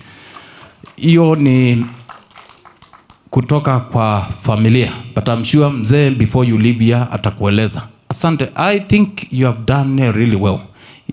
Kinduke baka tangi ke mrembo we aniboy mwe utongo iti mchezo mwana utongo iti mchezo hii kukaba taka mwana wende ba yake kia biti na kona deputy wake ndeki wa hivyo tu maono maimba mailio. Now nilikuwa nimesema nimeona mtu anafanya kelele hapa anaitwa saa mwenge anyamaza kidogo. Now to our Senate, if there is any time I will ever thank you is now. The way three of you have spoken, Mungu awajalie kwa hiyo barabara. Reason being, when we meant a major change as a country in 2002 and brought in President Kibaki, there is something he did which led to the constitution that we are enjoying today. What did he do? He introduced development funds at the constituency level. CDF, Women Fund, maneno ya stima, yote hiyo ilikuja wakati wa Kibaki at constituency level. Now, post 2010 constitution, serikali za ugatuzi zimekuja. For the first time, the proposal that we have ya inji, tunaambiwa wako na 4.2 trillion Kenya shillings. Lakini ukikuja kwa devolution, wamereduce hata ile tulikuwa hawa magavana wandozi wetu, ile walikuwa wamepewa last year, wamereduce. Sasa tunaambiwa inatoka almost 4 400 billion ati wanaleta almost 391 billion against 4.2 trillion budget. Sasa, what it means, my own interpretation, and I think senators, you will correct me, I think Kenya Kwanza is a threat to devolution and development in this country. Anyone thinking of reducing monies going to devolution, zile zinaenda kwa mwananchi, huyo ni adui wa taifa na wananchi wa Kenya. Hiyo bottom up ni gani? Na tunapokonywa kuna bottom up. So in this case, wananchi wetu, as Kenyans, let's mark the members of National Assembly who are voting for that kind of an agenda. And we'll deal with them when it comes to, in fact, we should not even allow them to speak to us. Waende na huko wakakukulie na huko Nairobi. Because wakati fedha ya devolution inakuwa reduced, maji mtatoa wapi? Hizi barabara za huko kijiji, huyo gavana atawatolea wapi? Pesa ya hospitali, mtaendelea kulia ina ndawa, gavana anakuja hapa analia, although she is trying hapa. You know? Tafadhali, the only thing that can bring revolution in this country should be every Kenyan should fight for strengthening devolution. That is the only way tutasaidika kama wananchi wa Kenya. We fight for the resources from the center. Siende huko chini. Your Excellency, sikuwa nataka kuongea, nilikuwa nimeomba ruhusa nikuite. Allow me.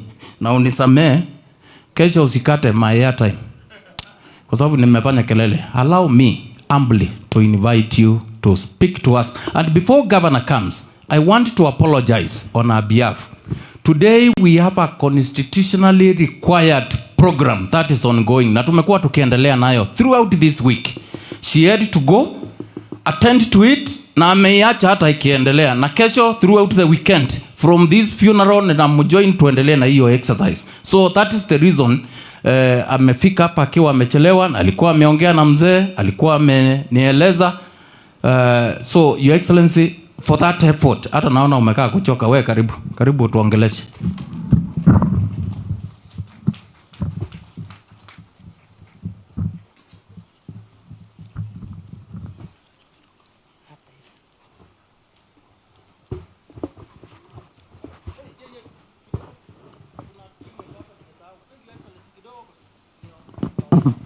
Sorry, kuna spouses ya waheshimiwa wetu ambao wako hapa. Tafadhali naomba msimame. Kuonekana tu. They are here, they are colleagues to my wife. Hata ananiambia karibu tukienda nyumbani nichapwe makofi. Siku hizi wanawake tough. Ndio hao. Huyu ni Madamu Association. Huyu mwingine ni spouse ya Matungulu, Member of Parliament, wa government spokesman Mwaura. And the last one ni Kawaya wa Mwala. Asante. Sorry, Your Excellency. Cha kutumaini sina, la damu yake Yesu, sina wema wa kutosha, dhambi zangu kuziosha, kwake Yesu nasimama. Ndiye mwamba ni salama, ndiye mwamba ni salama, ndiye mwamba ni salama. Nikiitwa hukumuni, rohoni nina amani, nikivikwa haki yake, sina hofu mbele zake. Kwake Yesu nasimama, ndiye mwamba ni salama, ndiye mwamba ni salama, ndiye mwamba ni salama. To our presiding bishop of the AIC Church, all the clergy present, to the family of mzee wetu baba yetu Mutulu,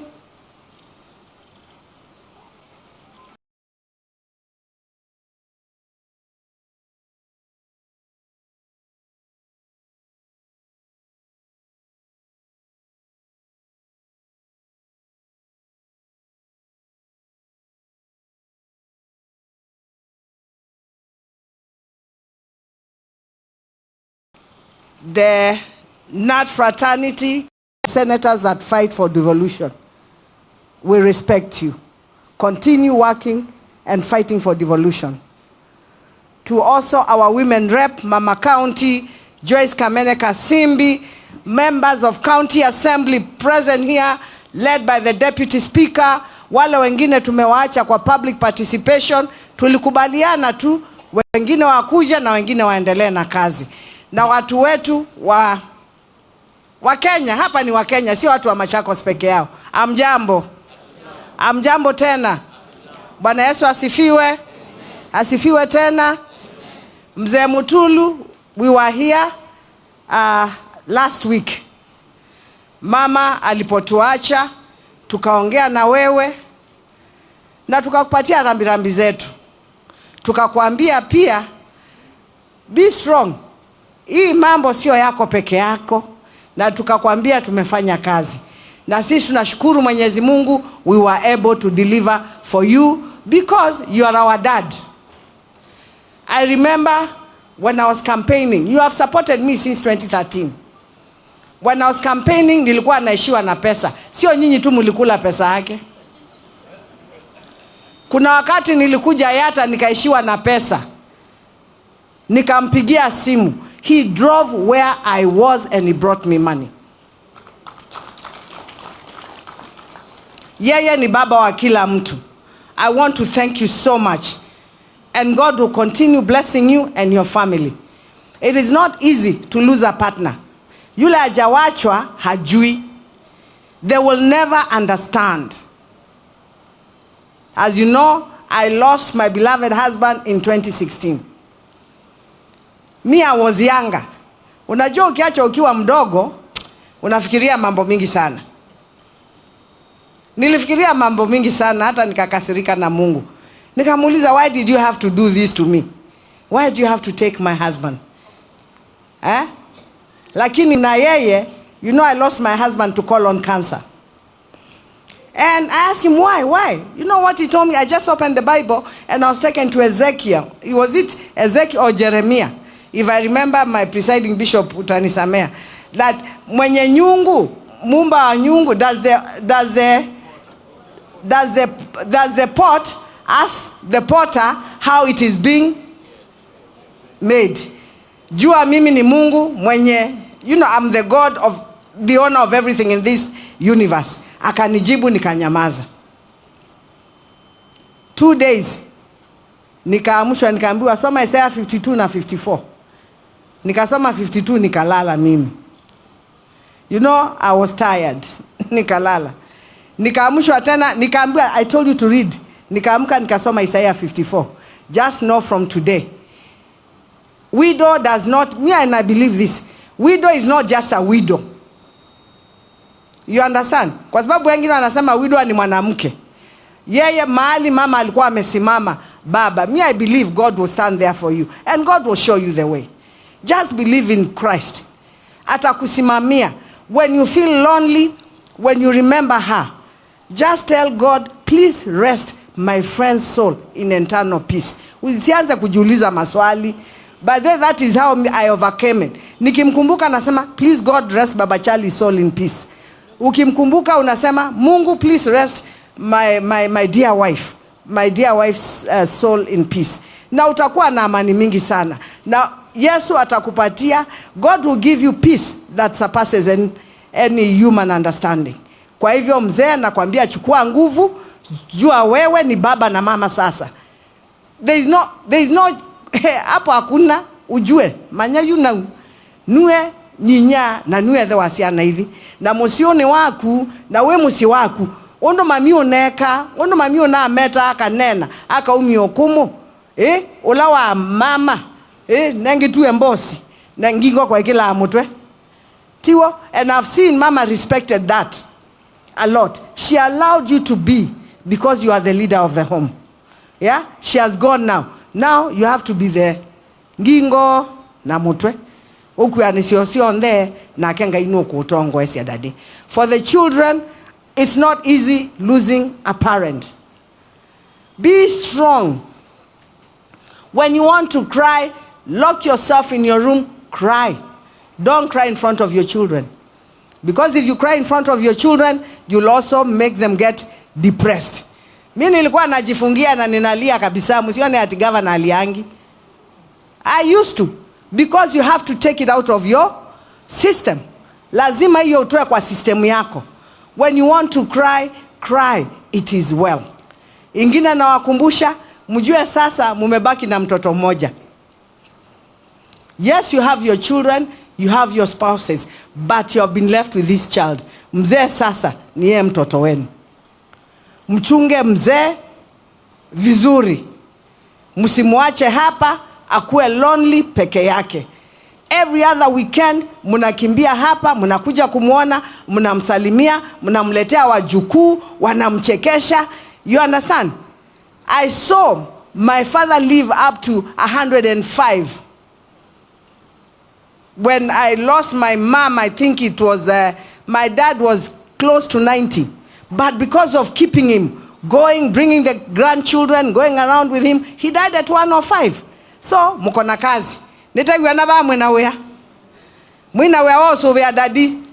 Musobe ye kale miaka mingi. Nondo bado wea wake wa mamino dhelile. Wa dadi ndo na dhela. Wea wa umuta. Na umuta biondo mwaile kuikala. Na nini se, oyo is a respected man in this country. Commissioner is known all over this country. And he's not only your father, but he's a father to many.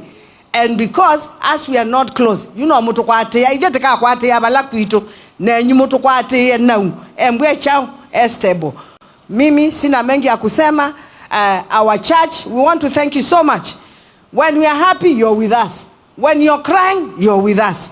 And what you are leo matungi ya omnini mubea na tima boya nundo na momi na family si achao sio na mena misiyo timo kutuboya tutu idioka ona itu tima boya. Let us learn to pray for the clergy because they also need our prayers. So we want to thank you so much for being there for us. Mimi sitaki kuongea maneno mingi ya siasa. Maisha imepanda, mimi niko huku mashinani. Life has become so hard.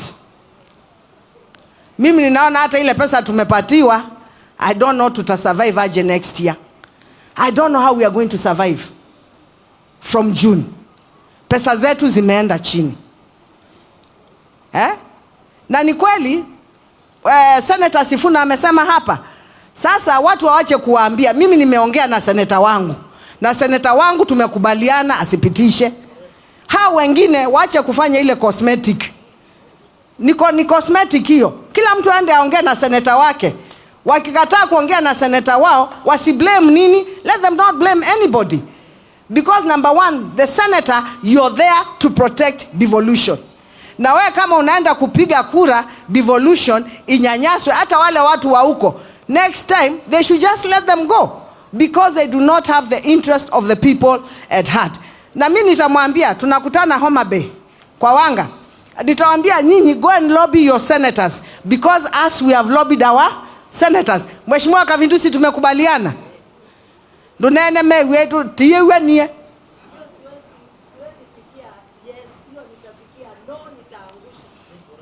Tunaelewana? Kila mtu aende a lobby senator wake. And let me tell you, we normally do that as governors, msidanganywe na mtu. Si ndio Sifuna, si mnajua hivyo? Yeah, mambo ikiwa ngumu, kila mtu anaongea anaongea na senator wake.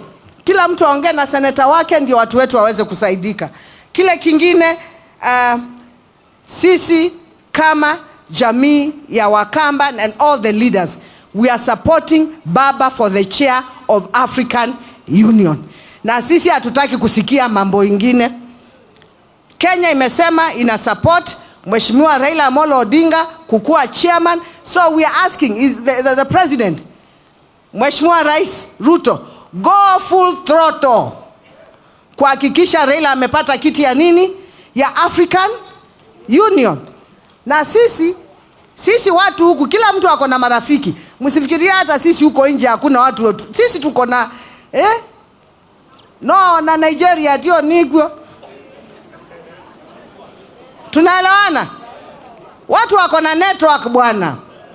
Kila mtu avurute network ya ndio baba aweze kufanya nini? Kana kwa mumbu dhazia kwa mwana tani sio bama sako. Si ni sawa?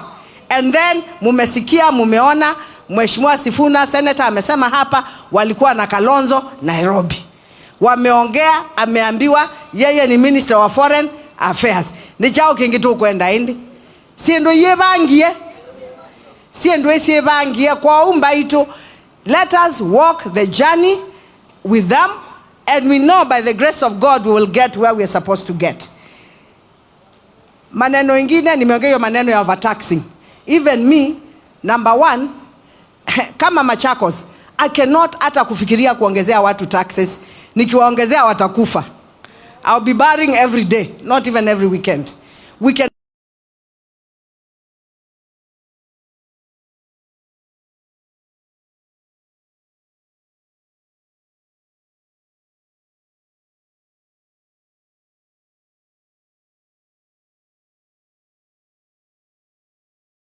Ikulu huku down, mwaga vitu huku chini, watu wapate, watu watulie. Because if people don't have one, Sossion is my friend and my very good friend.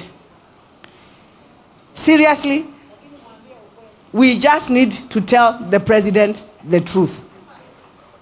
The ground is not good. The ground is not good.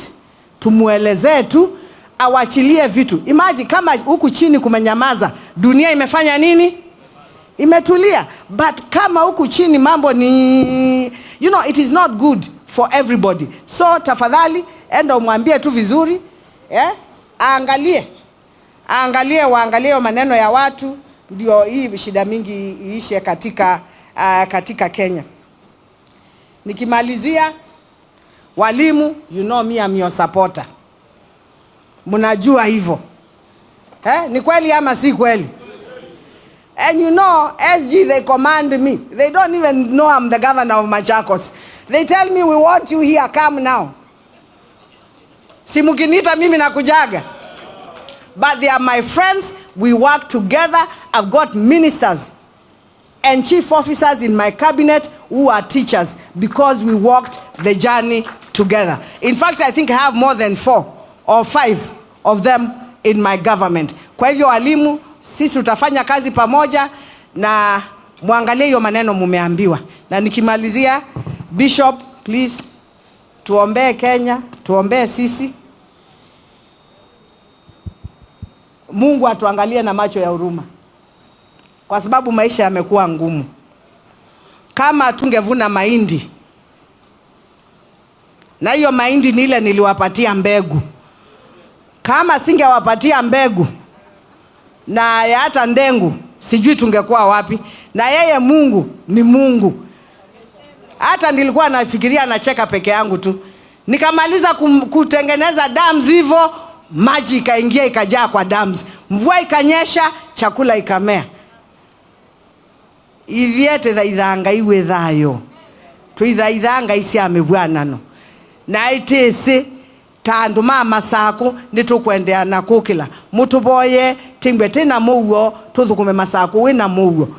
Devolution we wa miaka 10, devolution yambisie miaka 10 na makosa onde alama miaka 10 meke iwe wabinya na mwaka wiba. Koni na magic. Nyetio nitatie bala nitonie.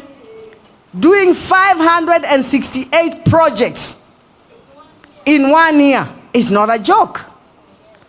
And you know what I say? I thank God because I'm answerable to him, not human beings.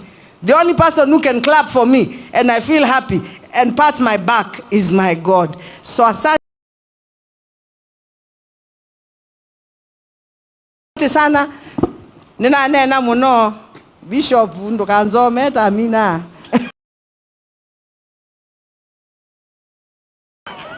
You know he's my friend also. So thank you so much. Hey, kwa wende. Kuni kwao.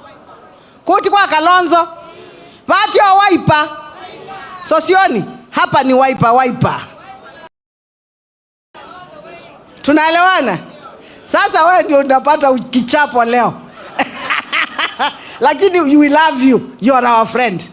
You know that. Sisi hatuna ubaya. Wewe ni rafiki yetu. Lakini hapa ni zoni ya Wiper na Azimio. Asanteni sana, Mwenyezi Mungu awabariki.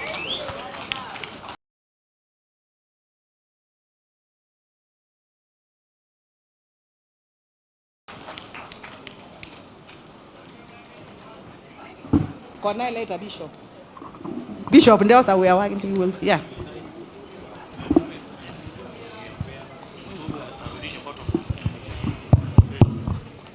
Bwana Yesu asifiwe. We will only forgive you for the time that you have taken in our church service.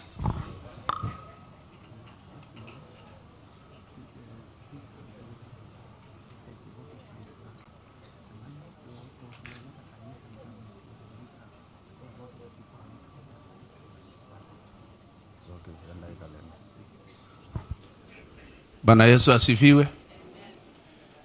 Normally the service I lead, hakuna speakers wanaongea kwa ibada. Na hiyo ndio sheria ya kanisa letu la AIC.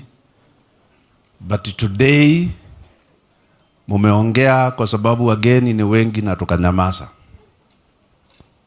But next time it will not be the case. I want to put it right. Ibada ya kanisa la Africa Inland Church inaongea tu watu watatu. Na tunasema kama wewe una nguvu za kutosha, tuite pale nje kwa mkutano tuongee. But today, because this was extraordinary service, na kwa heshima ya Mutulu no uwe wambe neti kilandu manena pida ibada itoni watatu tu na kwisha, maana ni ibada. Na wewe ninaweza sema you are either a unique person or you have a very big heart. Maana tumenyamaza na mkaongea kwa ibada na mnajua haiwezekani.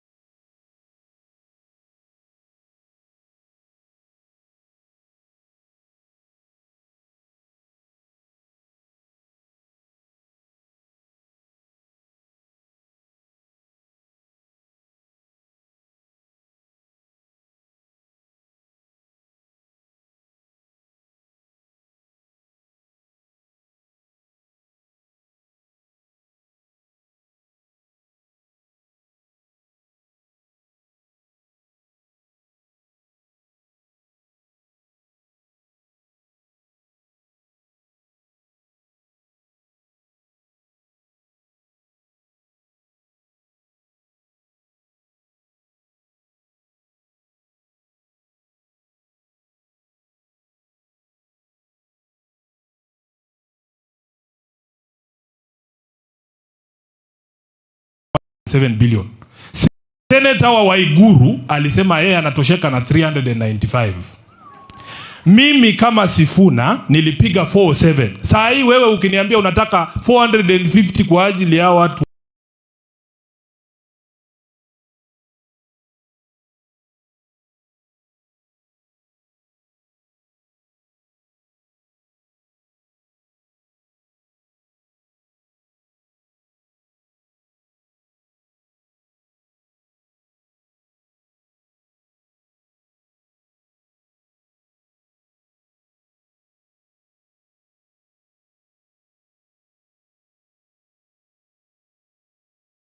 Machakos. You can trust Sifuna will vote for 450.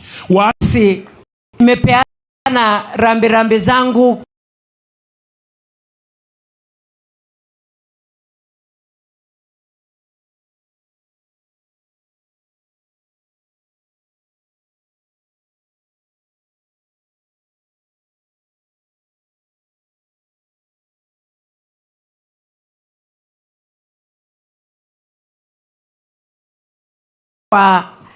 Bwana Mutulu na familia, hakika wewe tu ndio unasikia pahali umeguzwa na kuondoka kwa mama.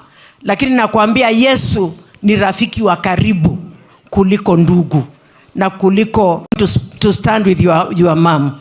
I want to speak to the NAT and TSC. Kidogo tu. I sit in the Committee of Education at the Senate. And I know the retired teachers, since 2012, hawajapata benefits zao, most of them. I want to hear you defending and fighting for them. TSC, schools are understaffed. And we have so many teachers out here who are looking for jobs. Kindly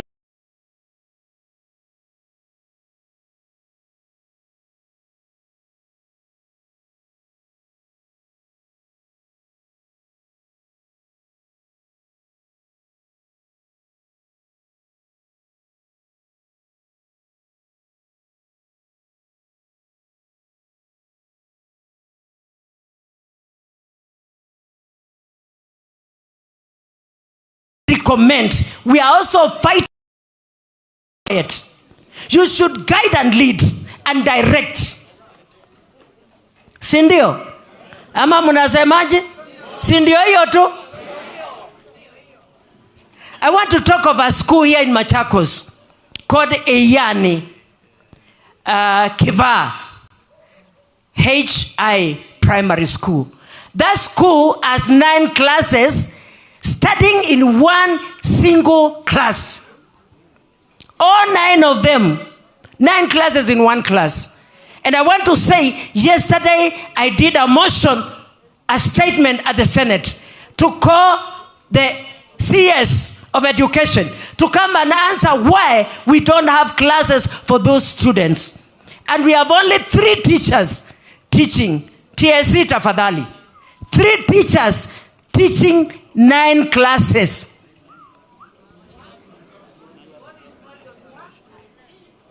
We want to hear you talking.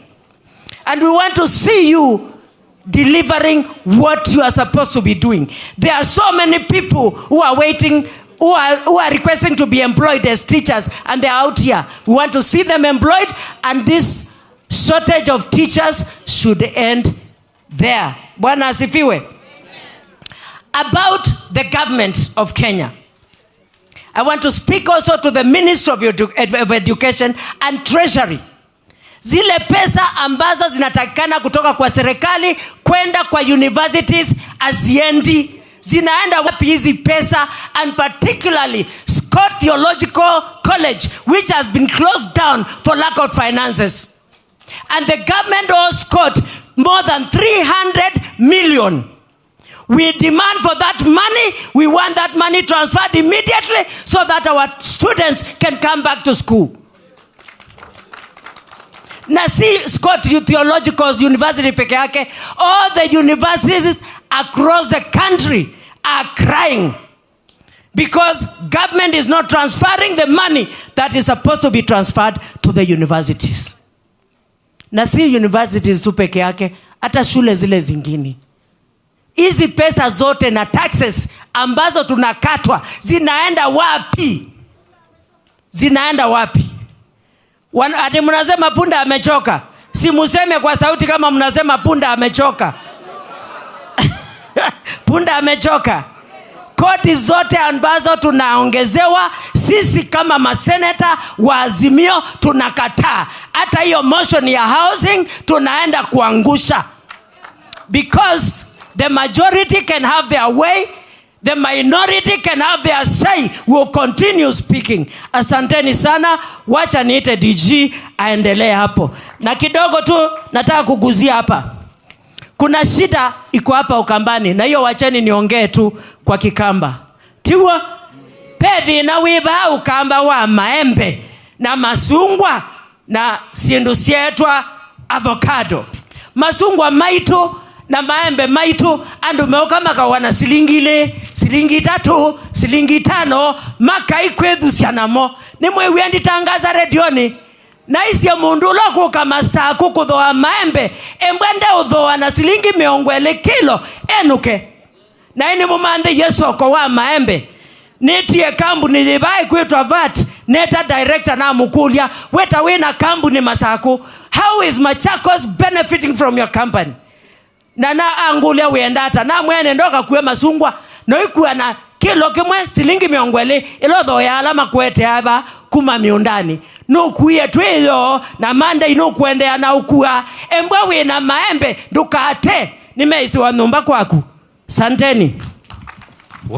Sa mwenge ndia zanutangasie watangasa nesa maikate undu matailota. Thank you. Na lama asiaka na tuithukumai tuko ngangari na sisi si wanawake.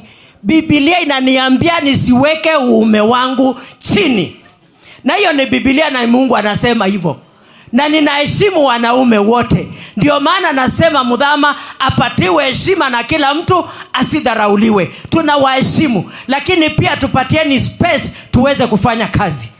Watu wanataka nianze kupigana na governor.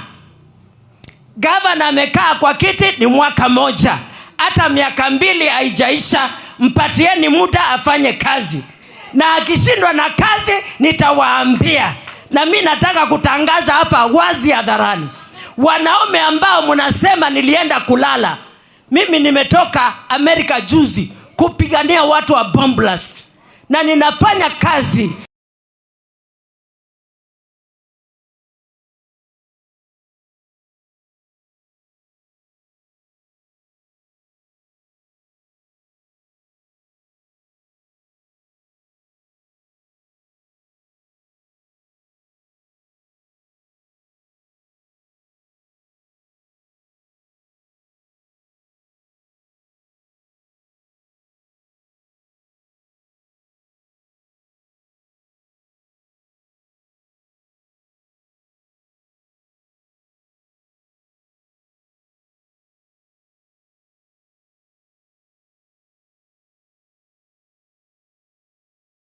Ile ambao mliniita kufanya.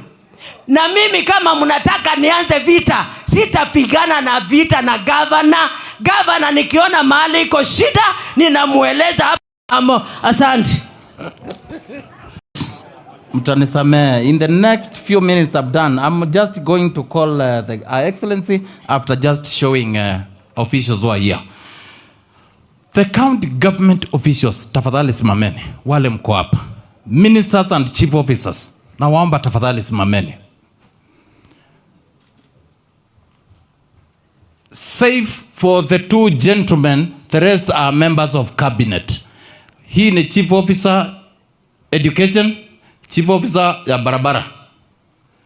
Kuna waziri wa devolution Joyce Mwikali, kuna waziri wetu wa trade Sharon Mutua, na kuna wa county attorney James Kadhiri Musango, na kuna baba askofu Joel Zomo ambaye ni waziri wetu wa kilimo. Asante. Ako wapi? Oh. Na kwa nini? Aya, kuna mwenyekiti wa Machakos County Public Service Board Mheshimiwa Albanas Mutisia. Asante. Aya, saa ingine nasahau kama we ni kuna gatekeeper wa governor, chief officer in the office of the governor. We keti chini. Then kuna sorry, director wa elimu pale ambaye ametoka hapa Yata. Nafikiri ndio. Asante. Sorry. Kupet na Kesha, tafadhali ikiwa mko hapa tafadhali nisimameni. Just to recognize you. Kupet, members of Kupet na Kesha. Asanteni sana. We highly appreciate you. Then kuna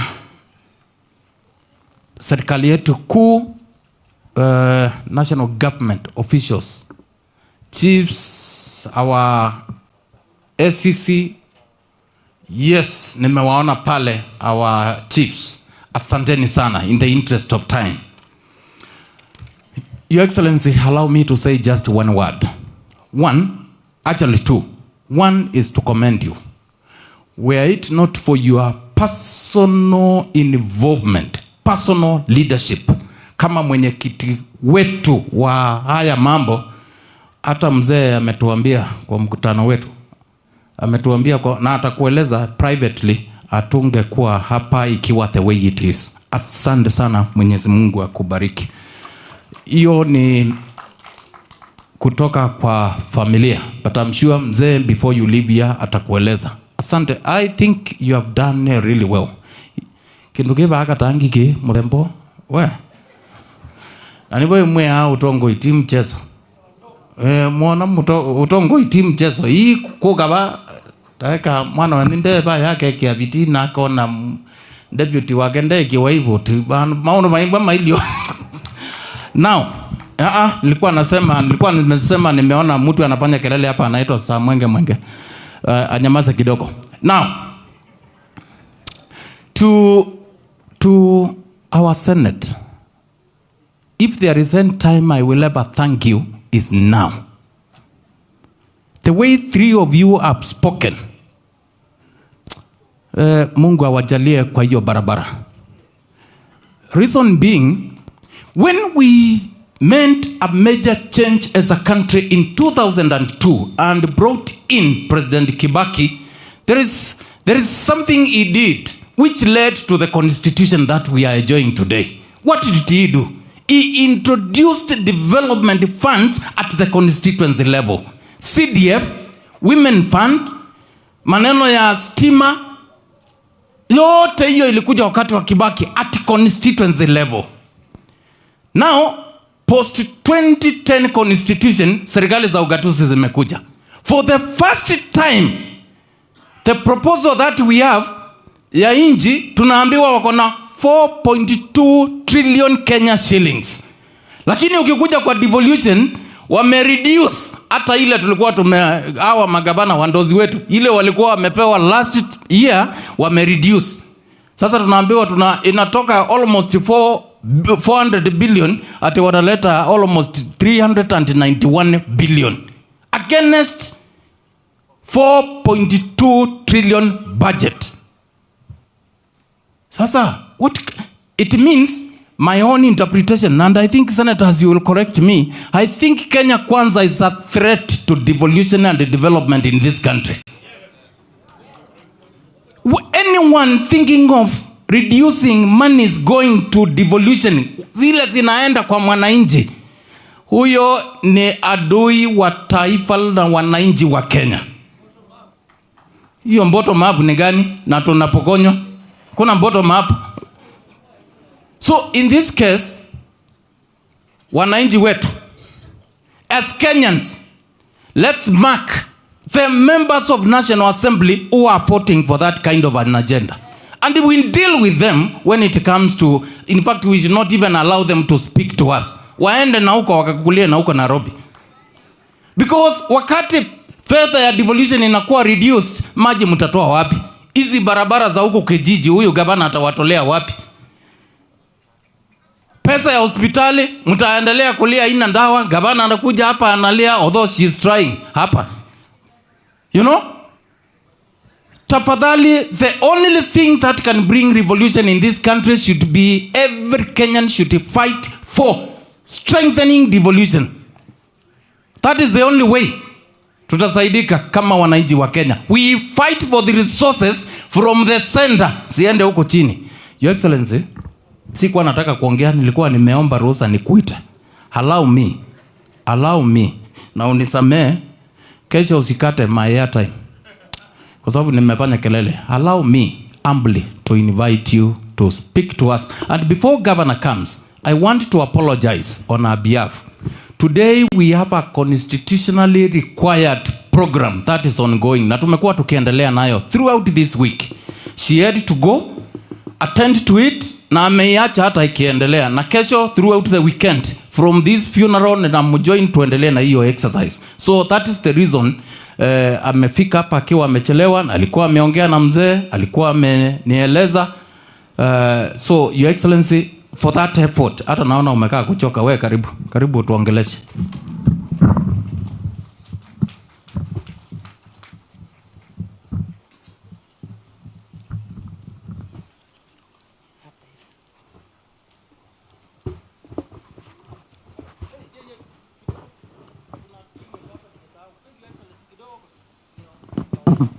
Sorry, kuna spouses ya waheshimiwa wetu ambao wako hapa. Tafadhali naomba msimame.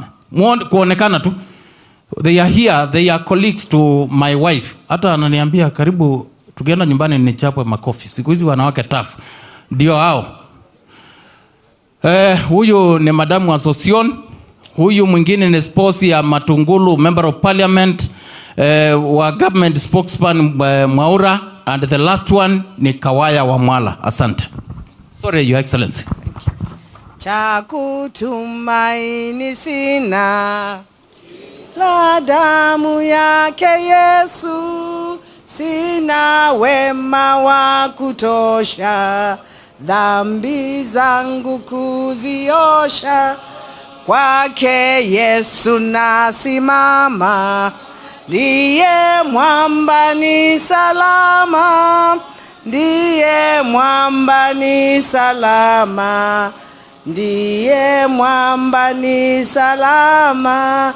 Nikiitwa hukumuni, rohoni nina amani, nikivikwa haki yake, sina hofu mbele zake.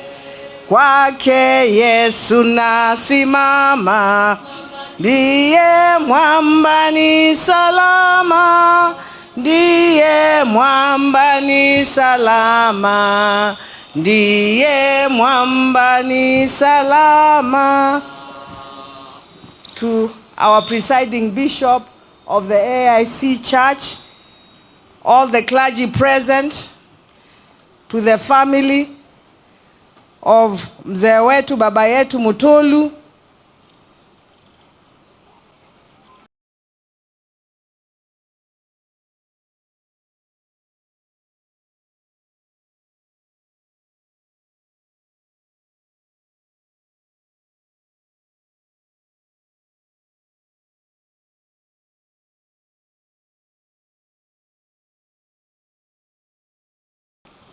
the Nat fraternity, senators that fight for devolution, we respect you.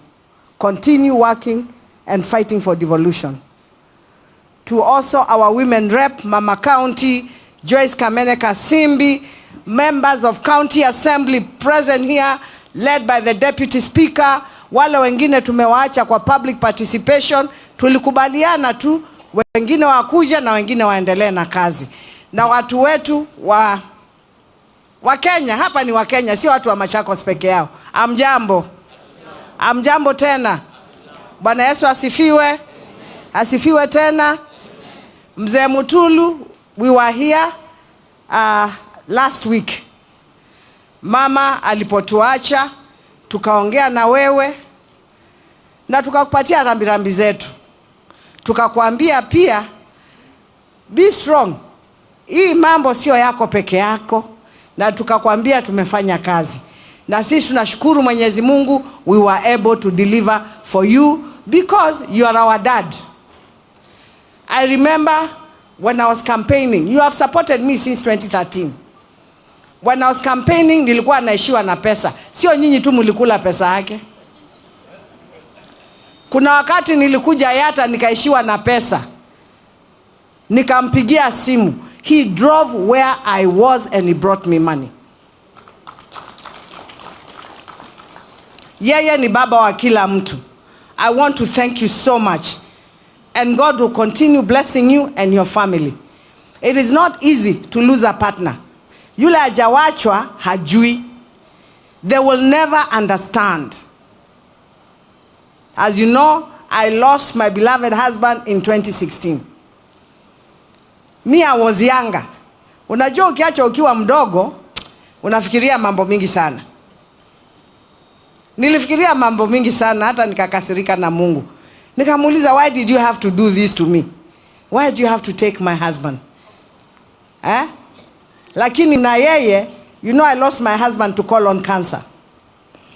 And I asked him, why? Why? You know what he told me? I just opened the Bible and I was taken to Ezekiel. Was it Ezekiel or Jeremiah? If I remember, my presiding bishop utanisamea. That mwenye nyungu, mumba wa nyungu, does the pot ask the potter how it is being made? Jua mimi ni Mungu mwenye, you know, I'm the God of the owner of everything in this universe. Akanijibu nikanyamaza.